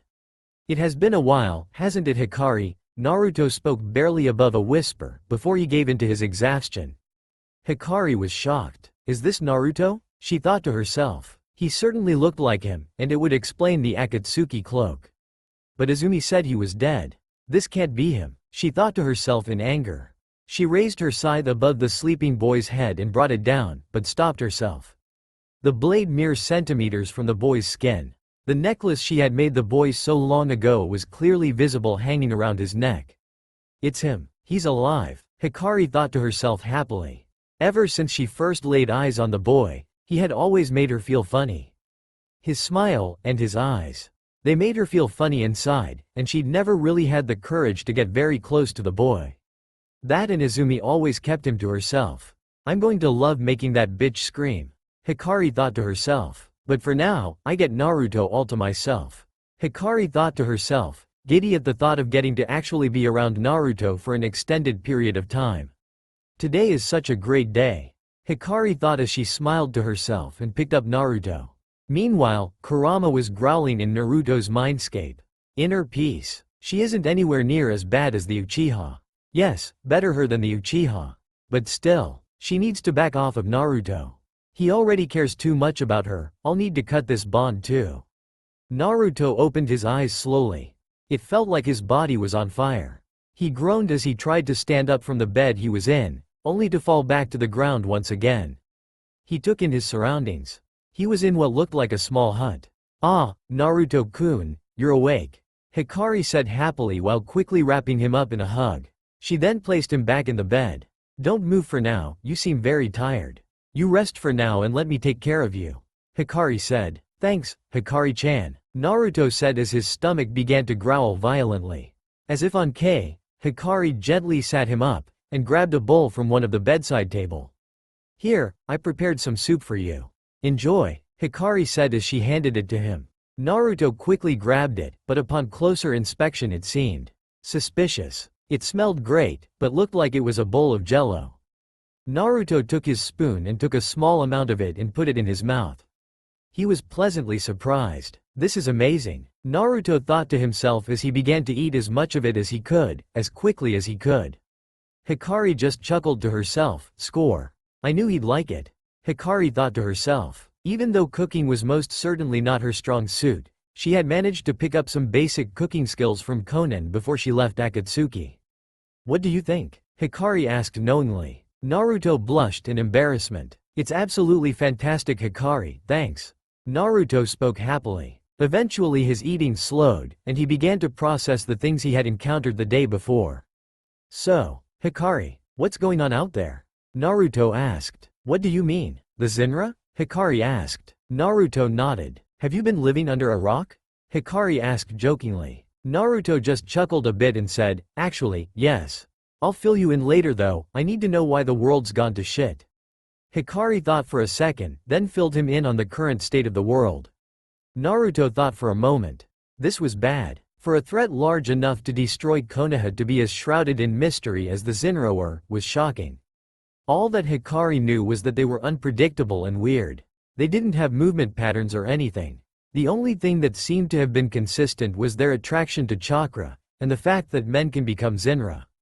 3 days later, after 3 days of having to put up with Hikari, Kurama was very agitated. Naruto, however, was enjoying her company a lot. She was super attentive, and helped him get back on his feet. She even slept in the same bed as he did, much to Kurama's outrage. Hikari, for her part, was conflicted. She wanted to find a sacrifice to Jashin, but she didn't want to leave Naruto for fear that she'd lose him again. "Wake up, Naruto," Kurama spoke softly in Naruto's mindscape. "It's time to go, we can't stay here." She spoke again. Naruto was now awake. It was night time. "What do you mean it's time to leave? She's been nothing but good to us. I can't just ditch her here alone," he said while looking at the sleeping face of Hikari in the moonlit room. He thought she was rather CU. Suddenly a very sharp pain began to grow in Naruto's head. He would have let out a scream, but his voice had left his body. "We are leaving here. Now. She's no good for you, and you can't trust her. You know I don't like doing this to you, so just make it easy and do as I say," Kurama said firmly. "Kurama, I can't," Naruto began to say to Kurama, but the pain only doubled. It was agony. Naruto looked at Hikari's face, the pain only intensifying the more he looked. He didn't want to leave, but Kurama was adamant about not trusting her. Usually he'd trust that Kurama knew best, but it was difficult believing her this time. He felt as though he could trust Hikari. When this thought crossed his mind, the pain increased another tenfold. He fell off of the bed and onto the floor. His breathing became labored and his vision was becoming blurry. Kurama had never gone this far with him before, to his memory, in terms of pain. Naruto gave in. "Fine, I'll do it." Instantly the pain stopped. "We'll talk about this later, for now, let's go, Naru-chan." Naruto couldn't even look at Hikari, for fear that whatever he would think about would make Kurama angry. He packed what little he had, and put on his old Akatsuki cloak, seeing as it was the only piece of warm-ish clothing he had. He walked to the door, and left Hikari's hideout. Little did he know, Hikari was watching him with insane eyes. He thinks he can leave me so easily. We'll all teach him. He won't ever leave me ever again. She thought to herself, letting out a maniacal laugh. Head towards Konoha. We'll start looking for clues there. Naruto just nodded and began his journey to what would now be the ruins of his birthplace. Naruto just nodded numbly. The first hour of his travel was completely silent. Naruto did not feel like talking to Kurama right now, and the fox could sense it. Off in the distance, Naruto felt a very large chakra spike, followed by a rather large explosion. Naruto contemplated investigating when Kurama spoke up. Just keep moving, we don't need to deal with it, we just need to focus on getting to Konoha now. Naruto was feeling in a rather spiteful mood, however, and began making his way towards the explosion. Kurama just sighed. It wasn't worth making the boy even more angry with her. Meanwhile, Sarutobi Asuma was running through the land of earth as fast as possible, trying to reach the land of fire. The reason being? He and his team of Jonin had a not-so-friendly altercation with some Iwa shinobi after they caught him trying to gather intel on the situation in the land of earth. They had managed to defeat them, but ever since the fight, a pack of Zinra, hunters, as they had been dubbed, had begun trailing them. They were picked off one by one, until the team of 4 had now been reduced to just himself, and he wasn't faring very well either. Kaden. Heizeki Sho. Fire style. Ash pile burning. He shouted as a large cloud of ash spread throughout the forest, and soon after exploded, creating an artificial clearing in the forest. Asuma was breathing heavily. He was probably one of the most equipped to fight the Zinra, seeing as his chakra blades would slice through them easily enough. However, the hunters were too well hidden in the dark, and too fast for him to keep up with, so he had been resorting to using his jutsu to buy him enough time to get back to the land of fire. Chakra exhaustion was a bitch though. He had one more jutsu in him before he collapsed, and he was still a few miles away from the land of fire, let alone any allies able to help him. He was going to continue running, but stopped when he saw a pair of glowing yellow eyes in front of him. He turned to go another direction, but there was another set of yellow eyes. Everywhere he turned, another pair of eyes stared him down, as if daring him to move. Asuma let out an audible gulp. Well, Pops, I guess I'll be seeing you sooner than I had expected. And Kurenai was just warming up to me. Asuma thought to himself, having given up all hope for escape. In the blink of an eye, one of the hunters leapt at him. Asuma just closed his eyes, took a deep breath and dropped his trench knives, preparing for death. By this point, Naruto was watching from a distance. And while he wasn't particularly fond of Konoha shinobi, he wanted to test his skills against more of these Zinra. In a fraction of a second, Naruto dashed towards the beast, grabbed it in mid-air, and slammed it as hard as he could into the ground. He grabbed one of Asuma's trench knives, funneled his wind element chakra into it, and stuck the blade in the beast's head. Immediately after, the other Zinra tried to lunge at Naruto. He sidestepped the first one, kicked a second one away, and grabbed a third by what looked to be its throat. He added pressure around the thing's neck until a loud snap was heard, causing the thing in his hands to go limp. There were 4 of them now, all standing on one side of the boy, and let out a guttural hiss. Naruto's eyes narrowed, and as they began moving towards him, flashed through hand seals, futon, shinkua. Wind release, vacuum wave. The gigantic torrent of wind that Naruto let loose ripped 3 of them to pieces, while the 4th continued on its course to slash Naruto. The boy anticipated this and sidestepped, followed by an axe kick to the thing's back. The force behind the kick left cracks in the earth, and even with the Zinra's regenerative properties, it had taken too much damage in too short an amount of time. So Konoha shinobi, how's the village? Naruto asked with venom clear in his voice. Asuma was way too shocked to respond. These things had killed seasoned Jonin in less than a second, and this 15-year-old, very familiar-looking, young boy had just killed 5 of them in no less than a minute. Asuma finally found the strength to speak after several moments of silence. Not that I'm ungrateful for your help, but why are you out here? And why help me? Naruto just smirked. Well, I need someone to tell me where you Konoha ninja are located nowadays, and you'll do just nicely. He said as he disappeared in a flash, only to reappear behind Asuma and deliver a very harsh karate chop to his neck, knocking him out. Asuma felt like he'd been on the receiving end of Guy's Hiradora, afternoon tiger. It was most certainly not a pleasant feeling. He stood up and looked around to see where he was. He was in the land of fire, just across the border from the land of earth. He had a lot of questions, all of which would go unanswered for the time being. Deciding not to count his blessings, he immediately began to head towards Konoha's new base of operations. Meanwhile, Naruto watched him from out of sight, and began tailing him. I know you don't want to do this, to see them again, but Danzo will pose a problem in the future. He was at the head of those that wanted you to be no more than a weapon for that infernal place. If word reaches him that you're alive, we'll have quite a few more problems than just the Zenra. Kill him. The last part sounding more like a command as opposed to a suggestion. Naruto was not really liking the Kurama that would bully him around.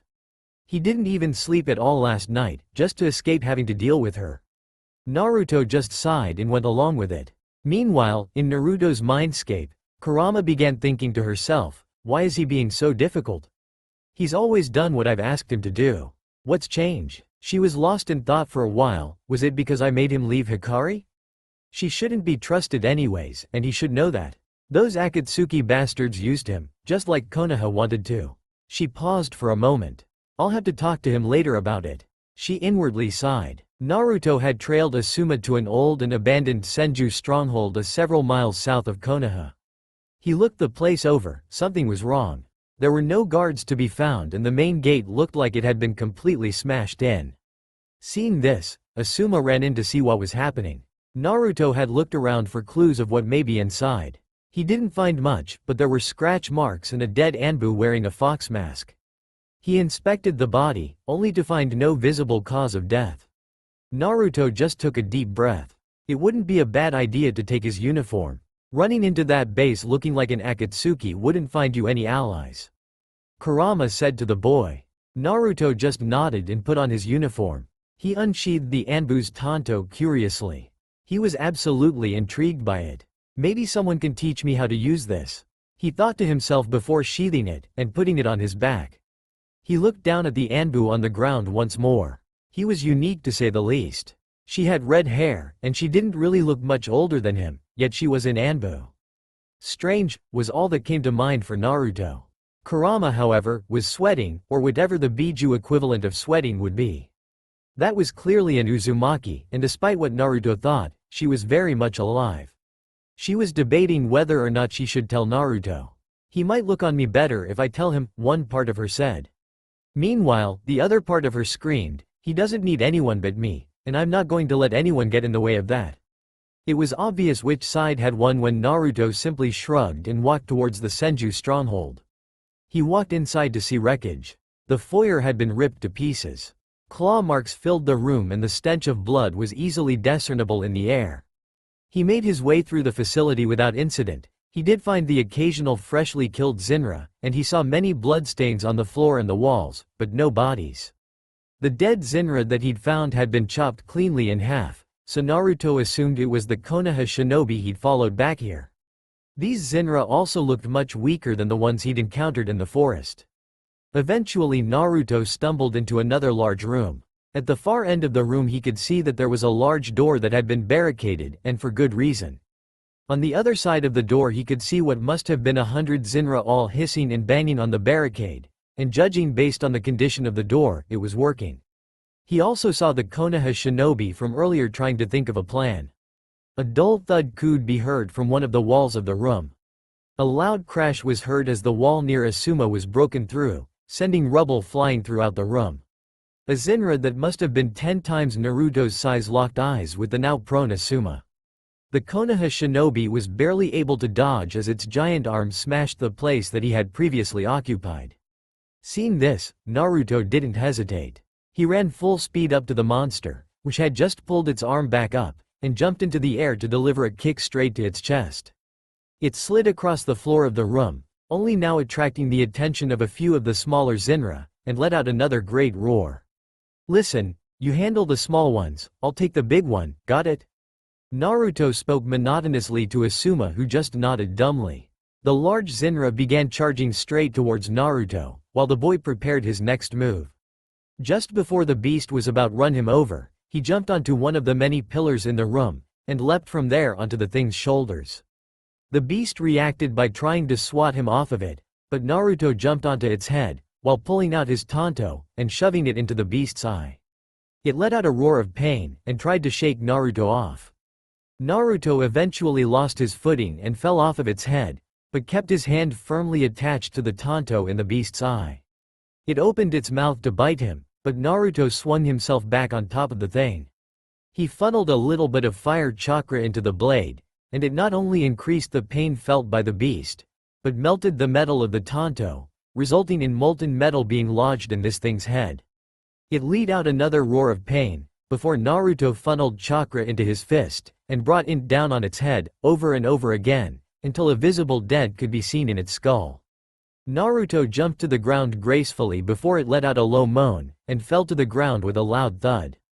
Naruto looked over to Asuma to see that he had handled about 15 of the very small ones that had broken off from the group crowding the door, which now had large cracks in it. Asuma was breathing heavily yet again. Man, Kurenai is right. I really need to give up smoking, he thought to himself. Naruto looked down at him for a moment, before speaking, I'll handle them.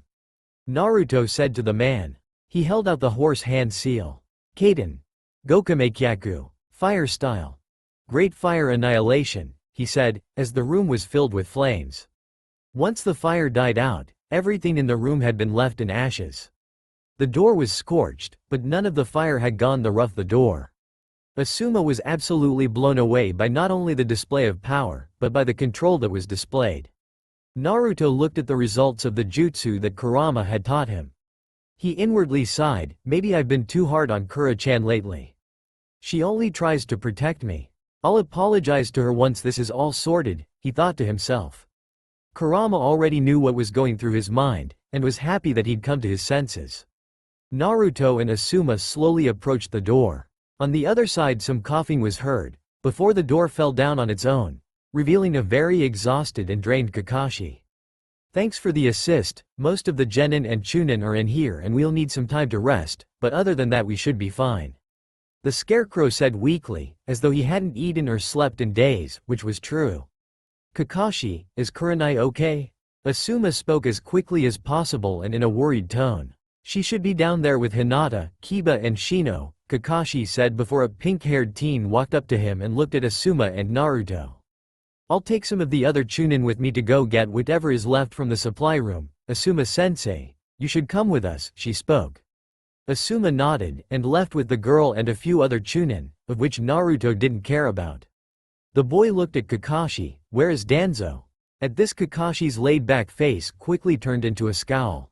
He took my student, Satsuki, and his root shinobi and left us to die after the Zinra broke through into the building. Do you know where he went? Naruto asked with a bored expression. Well, there's only one place I can think of that he could possibly go to. An abandoned root base about a mile south of Konoha's ruins. Why do you ask? Kakashi said. I'm going to kill him, and his root so that he can't mess with anyone's life ever again. Naruto said in a deathly serious tone. Well, I would accompany you, but I'm not going to be of much use in a fight right now, but I can help you find the base, Shinobi-san. The scarecrow said before going through hand seals and summoning a dog, Pakun. Pakun, follow Danzo's scent and lead this shinobi to Danzo, okay? The dog just nodded and looked at Naruto. Thank you for saving us, Shinobi-san. If you ever need anything, feel free to ask us and we'll do what we can. Kakashi said. I probably won't be around to save your sorry asses next time, so stay hidden. Naruto said, unsure of why he was even telling these Konoha shinobi to be safe. For all I care, they can rot in hell. Kurama said in Naruto's mind.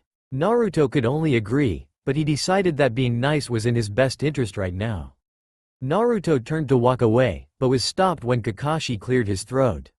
What's your name, Shinobi-san? He said. The boy stopped and thought for a second before speaking. My name is Arashi, goodbye Konoha shinobi. Naruto said before leaving with Pakun. There's something familiar about him. Kakashi thought to himself, but shrugged the thought away after his stomach growled and his eyes began to droop. I'll figure it out later, he thought lazily, before finding a place to sleep. Naruto left the Senju compound, following the little dog that the scarecrow had sent with him. He began thinking on Konoha and her fate. What began as the world's largest superpower had been brutally destroyed, and its remnants scattered. They've gotten what they deserved, punishing them more would be pointless. Naruto thought to himself. Kurama still wanted all of their heads on a pike, but she could settle for the utter destruction of just about everything they held dear. Hey, Kura-chan, I'm sorry about how I was acting earlier. I was just mad that you wanted me to leave Hikari. She's been nothing but helpful to me and it felt wrong just leaving her like that. Naruto said to Kurama in his head. It's alright Naruto-kun, I'm just trying to protect you. Hikari is dangerous, and sticking around her for longer than you have to is even more dangerous. She kills people for fun, that's not someone you want to be around. Kurama responded, as hypocritical as it may be. Naruto just nodded. He felt better knowing that Kurama was looking out for him. A while later, Pakun finally led Naruto to what looked to be a bunker hidden in a dense patch of forest. There are a lot of chakra signatures coming from inside, too many to count and most are low Jonin level, Kurama said to Naruto. Naruto nodded to the dog, to which he nodded back, and poofed back into the world of summons. Kurama pointed Naruto in the direction of the external guards. He took them out quickly, and without a sound. He walked up to the main entrance to the bunker. He saw a very complex seal on the door and thought to himself for a moment. Kurama, it's only polite to knock isn't it? Kurama inwardly smirked as Naruto channeled chakra into his arms and sent the giant door flying off of its hinges. Immediately after, red lights began going off inside the bunker. Within 30 seconds, Root Shinobi came into view. Naruto just cracked his knuckles, and Kurama sent some of her chakra to Naruto. You think they'll be a challenge? Naruto said to Kurama. Probably not, she giggled. Naruto leapt into the middle of the group of Root Ninja. Their moves were refined but way too predictable. It was like he was fighting robots that were programmed to fight. After taking out at least 50 of them and making his way through the majority of the base, another squad of Root engaged him, but 2 of them were different than the others. One of them is an Aburame, I can sense his insects, the other could be a Yamanaka but I'm not too sure. Their chakra signatures are large enough to be elite Jonin, Kurama said. The first of the Root, along with the possible Yamanaka engaged him in taijutsu, while the Aburame was preparing something.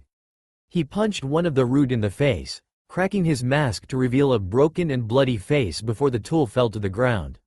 Naruto ducked to dodge a kick, spun around, swept his opponent off of his feet, followed up by grabbing his neck midair and slamming him as hard as he could into the ground, leaving a bloody mess in the crater below him. The potential Yamanaka dashed towards the boy, and kicked him up in the air. Naruto did a flip and used his chakra to stick himself to the ceiling.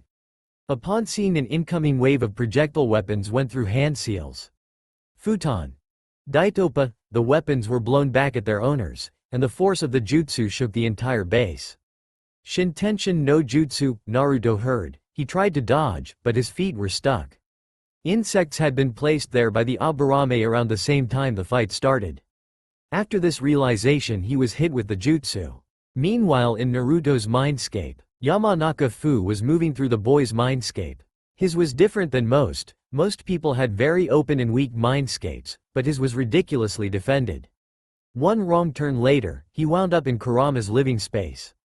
Kurama sensed his presence and closed the entrance behind him, and then transformed into Hibiju form, letting out a grin at seeing the Yamanaka. He. Think you can take over my Naruto-kun's body, huh? Well, you'll have to beat me first. Kurama gave out an insane laugh, and the poor Yamanaka let out an audible gulp as an emotion he hadn't felt in years began to resurface. Fear. Back in reality, Naruto let out a dark chuckle. Even though the insects latched onto his feet were also draining his chakra and poisoning him at the same time, the effects he felt were almost none due to Kurama's chakra. Naruto flared his chakra, causing the bugs at his feet to explode due to the increased amount of demonic chakra on their tiny bodies. Naruto shot from the ceiling straight at the Aburame, who had no time to move, and engaged him in taijutsu. The Aburame was not alone, so what would have been an overwhelming assault was reduced to a devastating one. The 2 other Root Shinobi lunged at Naruto the second they realized the plan had failed. Even in a 3-on-1 fight, they still were no match. The first drew his tanto and tried to swipe at Naruto. The boy caught the blade, and pulled the mont's intestines from his stomach. A foul stench was immediately apparent afterwards. The second, unfazed by the brutal death of his comrade, tried to buy his team leader some more time. Doden. Doryuheki, Earth style. Earth wall. he said as a thick wall of rock separated Naruto from the Aburame and the root shinobi. They waited for a little while, and when seemingly nothing happened, they were puzzled. The confusion of the last root shinobi was easily replaced by surprise when his wall of rock was kicked from its base and went straight through the bunker, headed right towards him and their reinforcements. It crushed them, and Naruto walked over their corpses. He heard ragged breathing from the Aburame, who had miraculously managed to survive the ordeal. The boy would rectify that. He placed his foot on the Aburame's neck and crushed his windpipe in one motion. The life leaving the last remaining root shinobi. Normally killing people like this would make Naruto sick, but during the course of his training, he had become desensitized to killing. Kurama had also begun exposing him to more of her chakra, making him slowly more demonic over time. Something Naruto was unaware of. Naruto finally reached the final chamber in this abominable base. Naruto tried to open the door but sighed when he found it locked. He kicked the door open and walked in lazily.